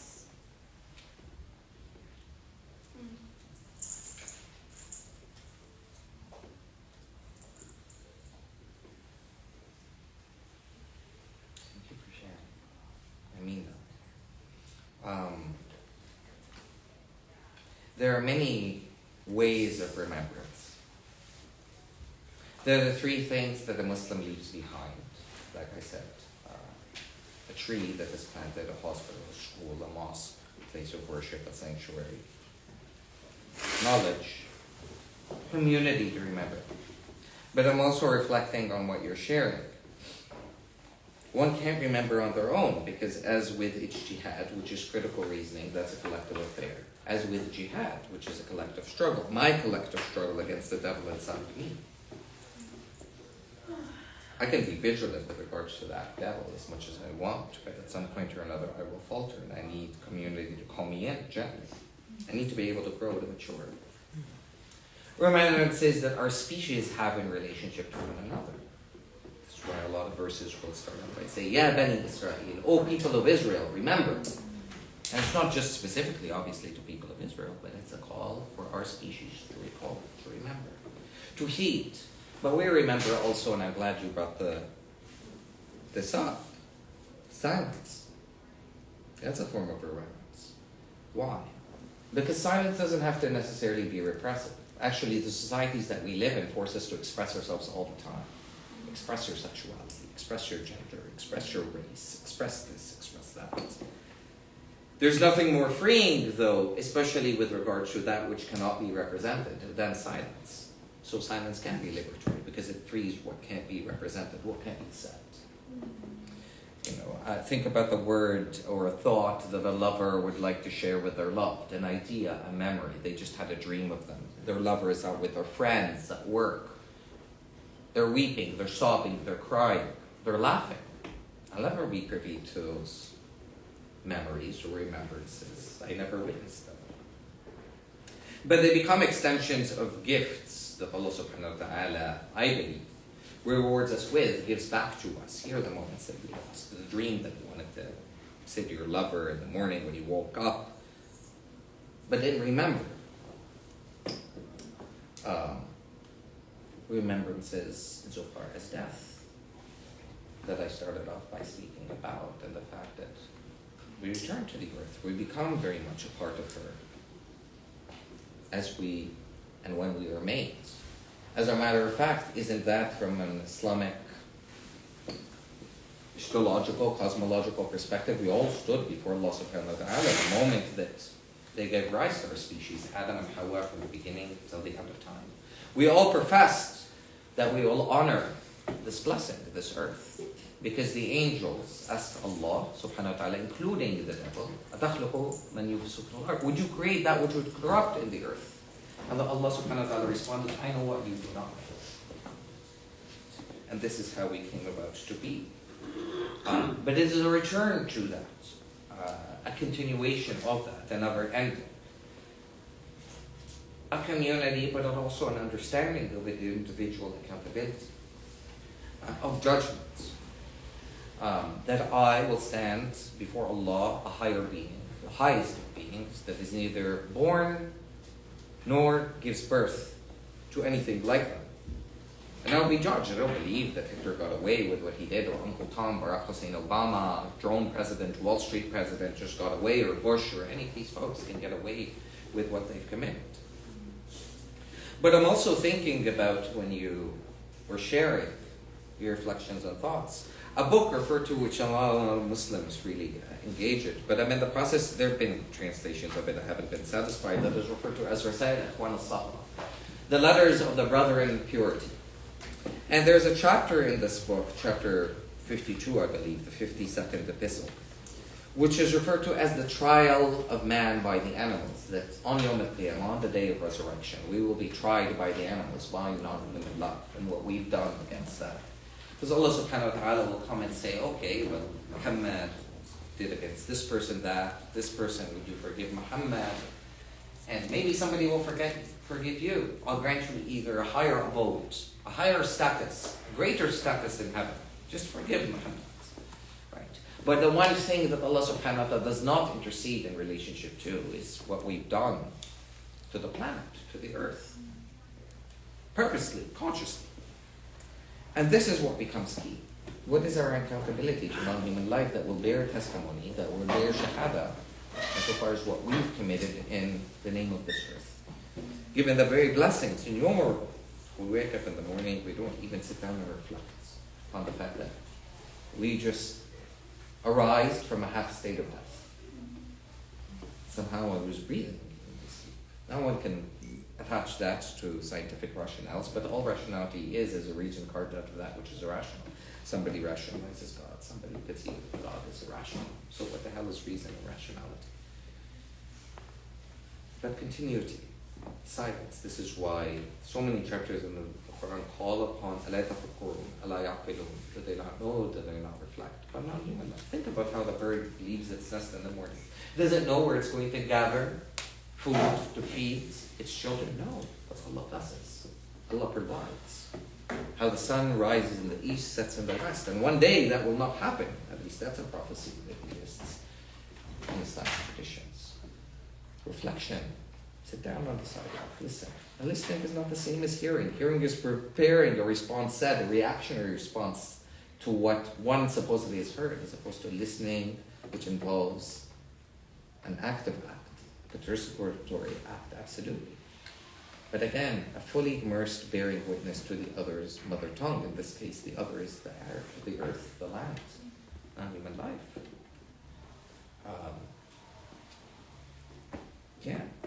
So there are many acts of remembrance. In death, the mourning celebrations that we hold, the food, the songs that we play, the dua, the supplications that we make. But in that there is remembrance, as Allah subhanahu wa ta'ala says in the Qur'an. So the beauty about this text is that it acts as a witness to remembrance, particularly this text, because that was the miracle of Muhammad, not any other. He didn't possess Moses' staff, he didn't possess Isa's ability to walk on water. His miracle was something else entirely. A man who could not read, who could not write, yet blessed with this knowledge, blessed with this text. So, I hope that makes sense. Please. I didn't for everything. I really appreciate the rigor and the militancy in which you built this dream. And I also wanted to thank you for beginning with Omar al-Muqtad and Shari'iyya al-Ridiyya or Hafid al-Muqtad. So it is an honor for you to be participating in that remembrance as well. A great loved one. I was drawn so much to Islam and anarchism because of my own work in crafting a type of Islamic methodology towards using spirit as a way to rupture the binary that confines us in the liberal materialist world. And I wanted to ask, I've been wondering, do I go to madrasa? How do I study? How do I apply the same rigor that I've applied in my doctoral studies to the Western world, to Islam? And something that took me by such rigor and force in your work was your rigorous methodology. I think it was one that I see lacking in most dalliances through Islam. And I wanted to ask, perhaps this is a conversation for an email or later on as well, for recommendations on crafting such a methodology. What mentors or sources or places do we go so that we don't approach Islam through the stronghold or the supplication that is to study Islam from this perspective or from this land oftentimes. And number two, a question that's a bit more practical, a bit more related to organizing. There's definitely a fetishization of anarchy and of Islam in this present moment. And maybe this is a part of uprooting and confronting the Islamophobia that's within all of us and that kept us so resistant to accepting Palestine and the resistance itself. But I wanted to ask, in that fetishization of anarchy and that fetishization of Islam, there also comes a death of nuance and a sort of romanticization of horizontality. And perhaps this is, as a Libyan Arab Muslim who doesn't mind hierarchy, I wanted to ask about where you see the role of hierarchy within organizing and within movement building and within decolonization. And do you see it as incompatible with horizontality? And in what way do we build worlds without domination, but that have heterogeneous horizontalities and hierarchies? So the first is on methodology, and the second is on where does hierarchy sit in horizontality given the fetishization of you. Those are excellent questions. Thank you. Let me start with the second. There's a difference between hierarchy and leadership. Because hierarchy assumes then the institutional universalization, crystallization of power. Mohamed says this, everybody needs to follow. Leadership is something altogether different. And I think that there's something that we can learn from Omar, Mukhtar, or any of the examples that were pointed in so far as leadership. Because true leadership is non-authoritarian that way. It has the capacity to listen, not just to hear to others. That means that I'm exercising humility. That means that I'm capable of non-authoritarian politics. That means I myself wish to grow, to mature, to evolve, and I'm part of the revolutionary process, not outside or beyond it. I'm not a vanguardist. I'm not going to lead the masses to some kind of illuminated awakening because of some divine thing that I was touched by. So I'm not out to romanticize the anarchism, but this is where I posit the conundrum, well, what if I believe that Islam is inherently anarchistic? And it then endows upon Muslims as a measure vis-a-vis jihad, vis-a-vis ijtihad, these are collectives, or collective embodiment of responsibility, to undermine any possibility for hegemony. Right? Because again, for Muslims, well, we don't even have a concept of the Islamic State, as you know. I mean, I didn't get into the discussion of there is no concept of the state. The state is a Euro-American colonial way of governing, of organizing, of disciplining, controlling society. Right? We had a word that we took the opposite meaning of, insofar as the Qur'an, duwayla, and now if you ask, as you know, any Arab, is there a word for state? They would say dawla or duwayla, etc. It's just like actually, duwayla means the opposite of state, because it comes from two roots, zar, zal, to rotate, to go away. We didn't have a word for state. Okay, so this means that the circulation of power is constantly ongoing, and the two verses in which it is mentioned in the Qur'an, as I write in the book, and building on Tamim Barghouthi, as well as others, Palestinian poet Tamim, it's precisely on its motion, on its dynamism. One day you have health, one day you have wealth, the next day it fades, it goes. Right? And with that comes responsibility. Right? So this is the distinction that I wish to make. I don't think in a part of, and in case state, let me put it that, communities. Then I witness moments like Tahrir. Then I witness Oaxaca. Then I see the Zapatistas. Then I look at their histories. Right? It's not that we're incapable of horizontalism. The fact of the reality is that, and again, there are many ideas that can be conceived in the name of religion, right? Marxism is a religion, or has become one. Anarchism has become a religion. So the problem isn't with the idea itself, it is with our embodiment of it and the way that we choose to organize ourselves, right? That doesn't mean that it's not easy, but it does take a lot of practice. Now, leadership, again, comes in the form of charisma, of rhetoric, of knowledge, of experience.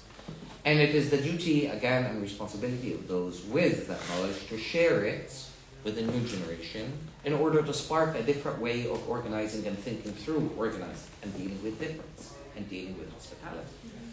And hospitality becomes very important because, like I said, we tear each other apart. How many millions went out during the Iraq War, anti-war protests of Iraq and Afghanistan? How many have gotten to know Muslims? Same thing with regard to any other time or any event, let's put it that way, that happens. Got to know indigenous people during No Dakota, or black people, well, oh, I forgot about that. People were trying, but they were playing Instagram and performance politics with it. Look, I'm like a Black Lives Matter protest, right? But this is where I go back to this question of organizing, and organizing in small scale. And with people, again, hopefully with seasoned experience, and who aren't involved because they want to control the spaces, but rather because they want to share and extend to a new generation the different knowledge that has been accumulated. I feel the problem with this generation is that it has no idea of what has been done or what hasn't been done, and thinks that it's going to invent the wheel. This is my issue. And this is, I guess, I belong to Generation X. Like, this is the disconnect to Generation Z or millennials. I'm not a social media person. I'm not any of that. These tools are very foreign. And irk me because it's just like, oh, I have to sell myself. I'm a product. I have to sell it as Islam. I shouldn't have to sell it. I should be, though, nonetheless taken seriously in the sense that I'm looking for a conversation, for a hiwar, right? And again, you know, let me take myself as an example, not that I'm interested particularly in that, right? This is why I said that I'm interested in verbs. I'm here to learn from all of you. That is a way of undermining the hierarchy, that I want to bequeath the knowledge passed on to me, inshallah, you and to many others, for you to take up that responsibility and build on it yourself, so I could farm and do something that we both also need, right? And I love doing. Now, with regards to your first point, and I hope to some extent I responded to your second, right? And I want this to apply, I'm going to go back to the second point. Think about even gender relations, right? In terms of marriage, in terms of whatever, right? This is why the dynamism becomes very important, and we talk about parties being conceived in equity and equality at the same time. From household chores to whatever, but that's the difficulty. Two people struggle in a relationship to do that. Can we imagine a community? But this is, again, the more we spend time together, the more that we're undressing ourselves of the internalized hierarchies, the devil that exists inside us. I'm messed up in XYZ reasons. And hopefully when I do mess up, because you and I, we live together, they are able to call me in as opposed to shaming me, which would affect my ego and not necessarily in the best reactionary way. But that's also my responsibility to deal with my ego in that situation. Again, it's individual and collective. Now, with regards to Islamic methodology, first of all, I commend you very much. I'm not sure, I don't think you mentioned what stage of your PhD you're at, but I really look forward to learning from you, and I mean that sincerely.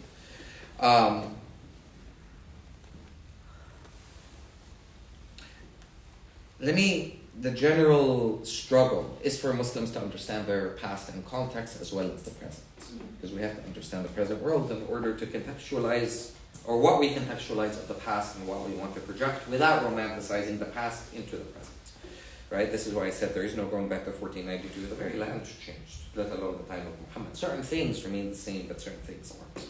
Right?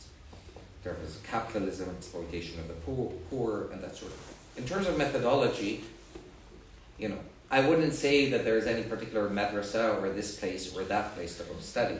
Now, I've been blessed, alhamdulillah, that I've had Muslim scholars, or one Muslim scholar in particular, right? Sheikh Jilani was over 100 years old, who taught me Qur'an when I was very young, right? In whose company I spent time with. I could still see him if I don't even need to actually close my eyes. Cubicle glasses, bit of a belly, short study, maybe rest in power, right? Now buried in Mecca. But Sheikh Jilani was also Shiite, and I did not know that until actually after he passed away, the first year in which I had already migrated the center of color to Turtle Island. But I've been blessed with indigenous, with radical black elders, Ashanti Alston, and a lot of people to shepherd me along the way. And this is, I guess, why I feel the weight of the mountains and responsibility to pass along what has been passed on to me. Now, in terms of the methodology itself, it's a Quranic methodology, as you know. It's an ijtihadic right that I deploy because nobody can take that right away from me. It is moving from institutional forms of Islam, but also reading and engaging them. As you can see from the genealogy of my citations, I do engage mainstream debates within, whether coming from Sunni or Shiite or Al-Azhar University or some fatwa or etiquette issued by some scholar in Malaysia, right? Jad al-Haq, for instance, in the case of transphobia within Muslim communities. And there are others, I feel, that are beginning to apply that more, say, in the realm of AI, to look at the extent, what is possible, what is unethical, what is moral, and so on. And morality is different than ethics too. Thou shalt not kill is a moral commandment, but God forbid if somebody threatens us, we have an ethical responsibility to defend ourselves. How? Again, that's not the question. So there are those that I know, what's the man say it? It's a wonderful brother. I think his name is Sayyid Ali. Remember, he's out in the UK and he works through. And I can, inshallah, if we remain in touch or other people are interested, I'm more than happy to review their work. Right? But again, it depends if there's something specifically that you're looking for or not. The thing between that task, though, it's not that I'm rejecting modern forms of healing or medicine, but when that's all that it becomes, without a spiritual component, without, again, medicinal plant to non-human life, without a holistic view of what medicine, for instance, entails, then it becomes a half-assed solution, sort of like Muslims being told, well, to pay your 2.5% in terms of the wealth that you have every accumulated year as your form of zakat. And that is the thing that you do for the poor. But then you're building an island of halal in an ocean of haram. What use is that? The entire structure is messed up. What's your 2.5% going to actually do to alleviate poverty or people suffering that way?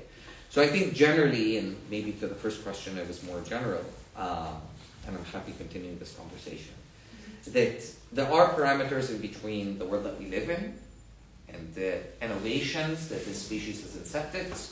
And of course, most of it relies on people of color's knowledges, right, that we often never get credit for, as well as the ethical, political, spiritual commitments that informed the nascent discourses that developed with us, right, and expanded upon those. I think this is, at least to me, seems to be the strategy. Yeah, let me look at queer theories. Queer color critiques, queer indigenous, queer black, blah, blah, blah, that are critical of queerness as an identity, etc., etc. But then let me look at what Islam has to say from it as an origin point.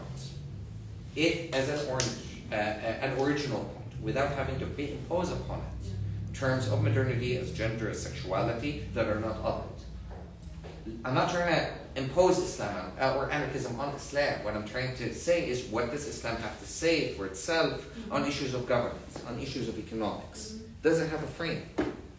So that way I can't be accused of Westification the same way that Khomeini would say, oh well, you're a westernized Muslim. It's a heretical form of Islam, sort of thing. And between, like I said, me and somebody else is the Qur'an. Okay. And this is not me ignoring the Sunnah or the prophetic practice or the oral tradition, the Hadith either.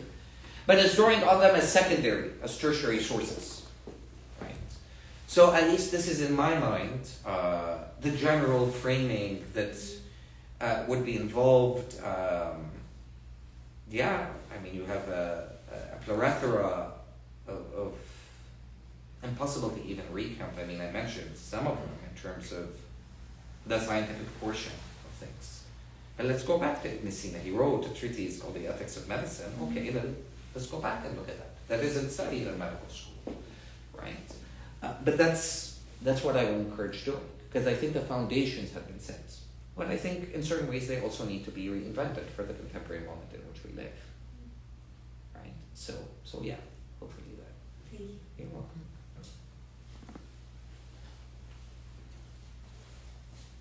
Yes, please. I didn't say that one. We've talked a lot about the spiritual need to reconnect to the earth, and I'm just wondering what, it's so clear that your cerebral brain is so online, and you're sharing all of your knowledge with all of us in a way I so appreciate, and I wonder what that looks like in your practice, in your life, like your spiritual connection to the earth and the land. Like, how are you able to integrate living in such a cerebral place with your spiritual connection to the land in your everyday? Thank you. Well, I came to the question of the mind. The mind is always present, right? But I came to it vis-a-vis organizing. And through that history where, like I said, I remember being taken by family members to the desert, of connecting with the earth, of connecting with the land, of slaughtering my first sheep or lamb, right? Of being reminded of that when I'm on Turtle Island by giving thanks to the maple tree.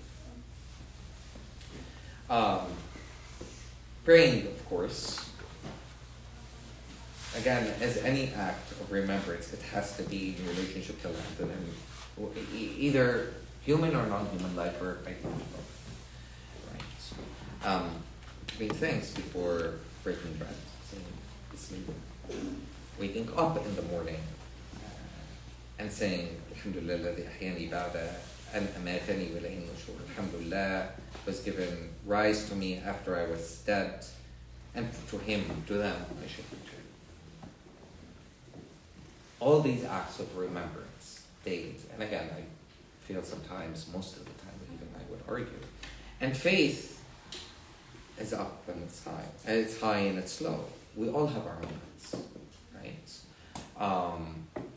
And yeah, I'm not sort of, again, shy to admit that of course I've been struggling. I've been struggling for a long time. I left the musallas and the masjids and those spaces when I have had enough of the anti-blackness, when I've had enough of the fact that people could care less about their anti-indigenous placements, when I've had enough with the gender segregation that exists insofar as a barrier between men and women. Okay, well, we go to Mecca, the holiest place.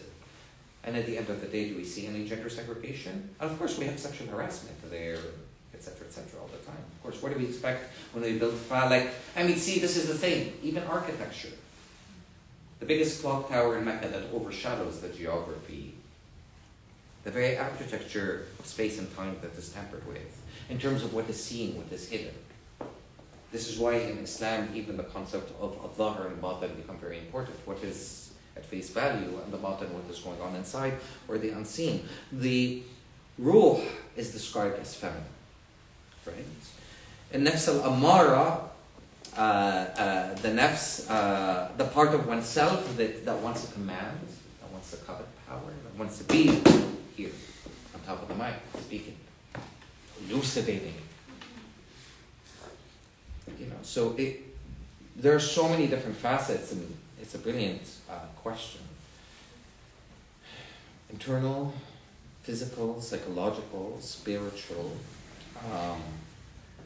Alhamdulillah, I'm grateful for a community, and this is only something, again, that I have to acknowledge, that it comes and goes, because like I said, balance is a constantly moving target. But a community that has really held me tightly the last 7 months, since whatever, April 17th, and the congressional hearings and whatnot that I was named in, Hannah and Zach. And when you meet people, to me, it's miraculous, right? Because it's more than just kindred spirit, soul, the same thing with Ton and so on. Time and space even become irrelevant, because not only do you share ethical, political, but a spiritual sphere, right? Derrida used to say the moment that I meet somebody begins the process of mourning. At some point, I or the other will die. One will have to shoulder the responsibility of mourning the other. One will die, even if we're in the same, God forbid, car accident. One will have to bear responsibility for remembering the other's name. So it's beautiful because it's filled with joy, but it's also quite saddening, right? Because that's, again, all that we take with us. But when you're betrayed by so many, yet Allah subhanahu wa ta'ala doesn't close the door without opening others. That is part of the miracle, and either you recognize or you don't. I mean, technically, there's so many lifetimes over in which really, truly, I should not be standing before you right now. Tahrir, what I lived there, carrying the body of a kid that was murdered right in front of me, not even the distance between Ton and I. May she always be safeguarded. Why them? Why not me? And if that doesn't cataclysmically alter the trajectory of one's life. But this is where I came in saying Tahrir, where everybody was just saying, look at what we did, look at what we've done. Yeah, I mean, okay, let's learn from this community, from that community, from this experience. No, we as Egyptians are going to show the world that for your ironic yore that exists within us. Okay, you're endowed with some exceptional thing that you've got going on that is going to liberate our entire species. But again, everybody likes to play influencer, and to me, this is where it's interesting to me. And yeah, it's knowledge keeping and knowledge production is a responsibility. Taking outside the realm is, like I said, where I want to be a farmer. Because I want to connect with the very clay. Because I've lived that experience. I've lived it with, like I said, my Algonquin elder. I've lived it with Mohawks in different settings, in different places. And that's a whole universe world that I'm very thirsty and hungry for. It doesn't mean I'm going to stop doing what I'm doing. It's not learning, reading, writing. But that, to me, since Tahrir has become far less of a priority. Yeah, I'm in academia, but I'm an organizing intellectual. I would like a tenure-track job in order to get some money to start a family, to buy a piece of land. I'm not going to sit down and lie about that. Whether it happens or not, I don't know. where was I going with this? But the land is ultimately where I want to end up being, right? I want to put those skills because I know that we are in dire need in the exceptional moment that we're living. So, and we will all perish. Even if I don't have children, I would like to see the children of my siblings, of my loved, even if my foes, of my enemies, even strangers, be bequeathed, right? It's not their fault, the blemish of the monstrosity that we leave behind. So I am trying, and hopefully, inshallah, you all will help me. I'm at your service as well. So yeah, it's a lot to do with little time.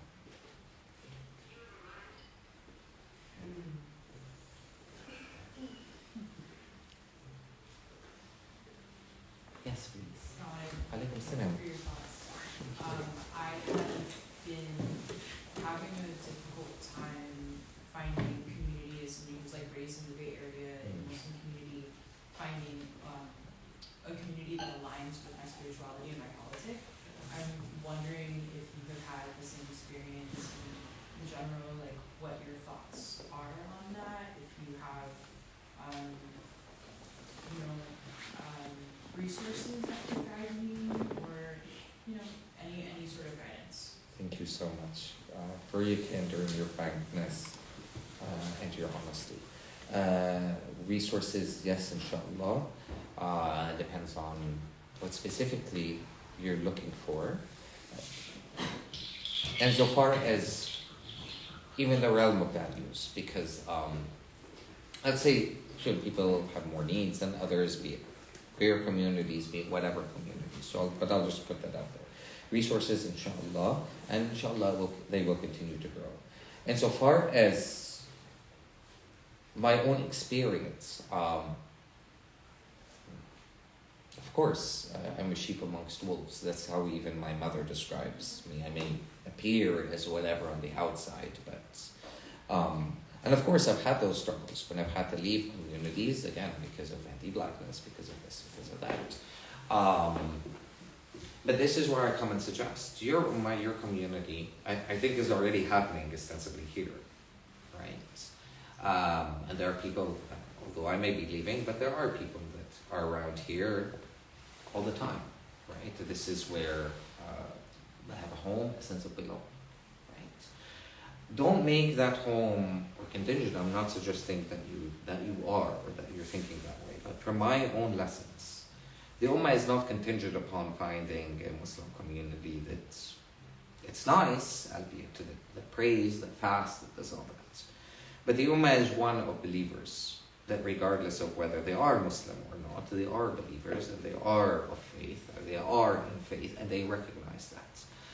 And with them, you share a particular set of alignment of values. To me, that's far more important than one that is necessarily, and I'm not suggesting that this is what you're asking, but I'm just thinking out loud here with all of us. That is the expansive horizon that we need to operate with regards to. And it's okay that we're challenged, and it's okay that we're unsettled, and that we unsettle others. The question is not finding another person that is going to align 100% with us, because that's impossible. In fact, that's fucking boring. Sorry for being so crass. Right? I don't like to swear, because Malcolm says swearing is a substitute for languages that we as people of color have. But anyways, that's a whole different other thing. That ummah, that community, even as a lover, difference is a beautiful thing, because that means that we're going to grow and we're going to mature. And you're never going to find somebody that aligns with you 100%. Not in everything. Like I said, I can think of no better beauty than two people on the sidewalk. And they don't even have to say shit to one another. But they're growing. They're in the moment. And they're willing to challenge it to be challenged. But they're also willing to do the homework. But they're willing to read. I was talking the other day at CRIS about, the last lecture was on usul al-ikhtilaf, the ethics of disagreement and hospitality, which I mentioned very briefly today. Right? And one of the issues about disagreements is the fact that they arise out of ego or out of ignorance. That's another reason. right? The fact that people don't want to do their homework. I'm sitting down with another Muslim, it's just like, yeah, I'm with you, Islam is non-capitalist. I'm with you, Islam is non-authoritarian, but I don't know about the trans, and I don't know about the queer. It's just like, okay, are you willing or not willing to learn? And then we can sit down and have that discussion more openly. But don't remain with that dogmatic position just because you've internalized preconceived notions. Because I can come and say, well, what about queer literature that existed like the salted sex potion? What about the Razi? What about the Tusi?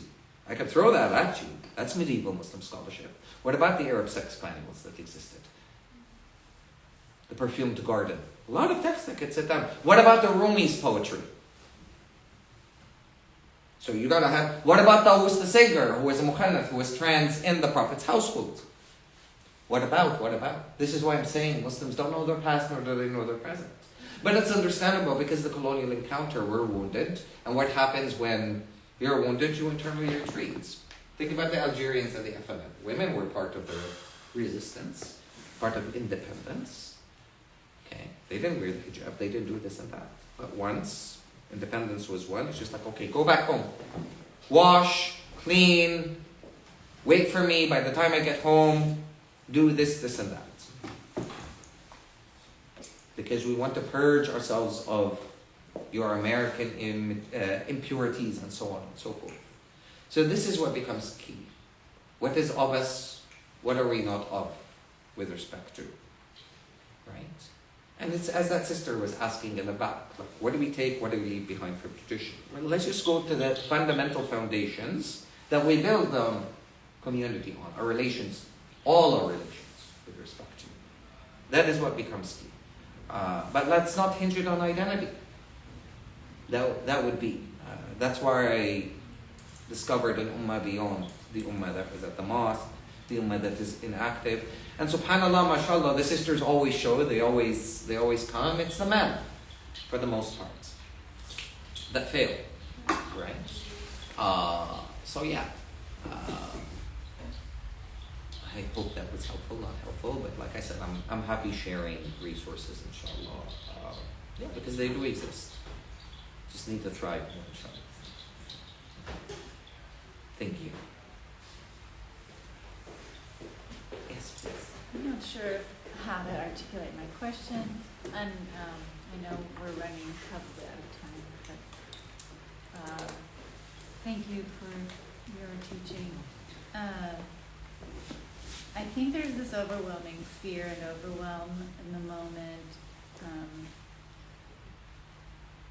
and I liked when you said we should be quiet rather than going out and, wasting our energy on mobilization rather than, or was it the other, or than organization. And so I guess that's where I'm, as an artist in this Bay Area, where I, lost institutional funding from my political positions. I've lost friends. I've had family distance. You know what I mean? There's this cost to being vocal, and that's okay. I'm fine with that.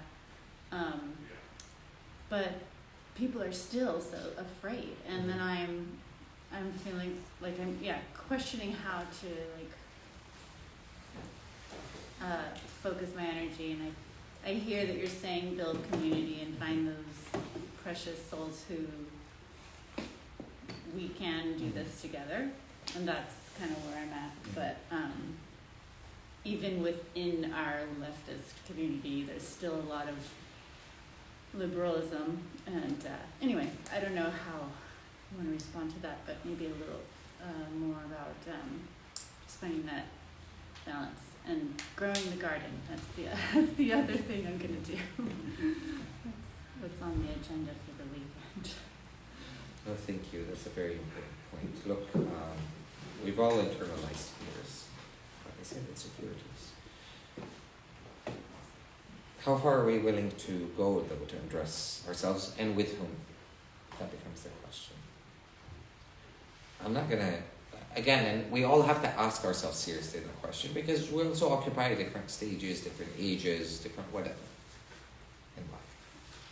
as a 45-year-old, I know I don't have the time, nor will I even bother with somebody who's white European descent. I'm not going to try and convince, let me put it this way, as honest or otherwise, right? Or white Christian supremacist, let alone supremacists of all ages. I will work with, though, those who are in the space, because, again, meeting points, what the space represents, and that becomes a beginning. We're not individuals, we're networks of relations of power.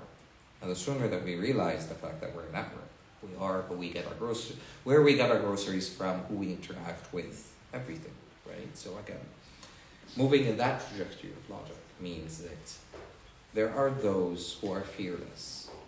And if there's something that we draw inspiration from our people in Palestine, from our people on the Res, and in other places, it is that unflinching resurgence, sumud, resilience, the uncompromising values that we stand for. And again, October 7th was about a global choice. Alayya wa ala a'da'i, as the saying in Arabic goes. Upon me and my enemies. The fork is in the road. And we all have to face it. And if people are running, so to answer your question even more specifically, they will be forced whether they like it or not, because of the transformation of the very nature of the settler colonial crusading power that is functioning right here and now. So work with and bind with those who you already recognize somewhat yourself in, even if not perfectly. And do not waste your time. Because others will come, and I'm talking people that are caught between the worlds of the above and below, when they begin to see alternatives. Again, the trans single mother with 2 kids, she may very much believe, yeah, free Palestine. How are you going to help me pay my rent? How are you going to help me feed my kids? Practical questions, which she has every right to think. They have every right to think. Unless we have examples that we can point to. Here's an example, here's an example, here's an example. Instead of taking your kids to a kindergarten or a nursing school provided by the state, here's how. The community will reteach its children, because it's a collective affair, and take care of the kids. While you're at work, well, what am I going to be doing working? Well, how about we garden? How about we grow food together? What skills do you have? Oh, well, I'm a nurse. I don't know what. Okay, well, then we need, again, we learn from one another. We teach one another what each of us knows. Right? I will make a step towards somebody that's halfway. Right? Somebody that's a third of the way, even. But somebody who's like 70% of the way, I only have so much time and energy. Because already this mistrust, even though we may be aligned, spiritually, ethically, politically, I guarantee if we're living in the same house together again, things will arise. And of course they will. But this is, again, with us aligning to a great extent. That requires a lot of labor and energy.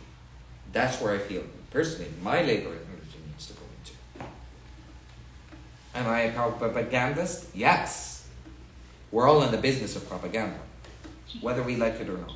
Hopefully it's useful. I don't deny the fact that I'm a propagandist or engaged in rhetoric or polemics. That's part of winning the heart and the minds. Malcolm wasn't just speaking, not to, God forbid, compare myself to the shining black prince, but we need people whose hearts are moved, etc., right? And again, it's not a matter of numbers. I swear it's not a matter of numbers. I know we all know this, but it bears emphasizing. Anyways, 10,000 committed who know how to build, how to organize, who are firm, who are unwavering in this continent, in this country. 10,000. And look at what a force that they would become. Hey, as the Tea Party became a force, it's a free country, isn't it? So, but like I said, according to creation, that is the impulse. So what can we create in the limited time that we have? And I don't care about limited resources, because we've been doing fine with very limited resources. I mean, God bless, look at this space. So it's not about resources and where do we get all this grant and this money and so on and so forth. If there's a will, there's a way, but we need a community for it. So. Thank you. God bless you for staying till the end. I hope I didn't give you too much of it. Or was it too noisy? And sorry, I think anyways, there's always more to give. And forgive me, maybe it's just being in a more lax state or whatever. Yeah, I could have shared perhaps what I shared more poignantly.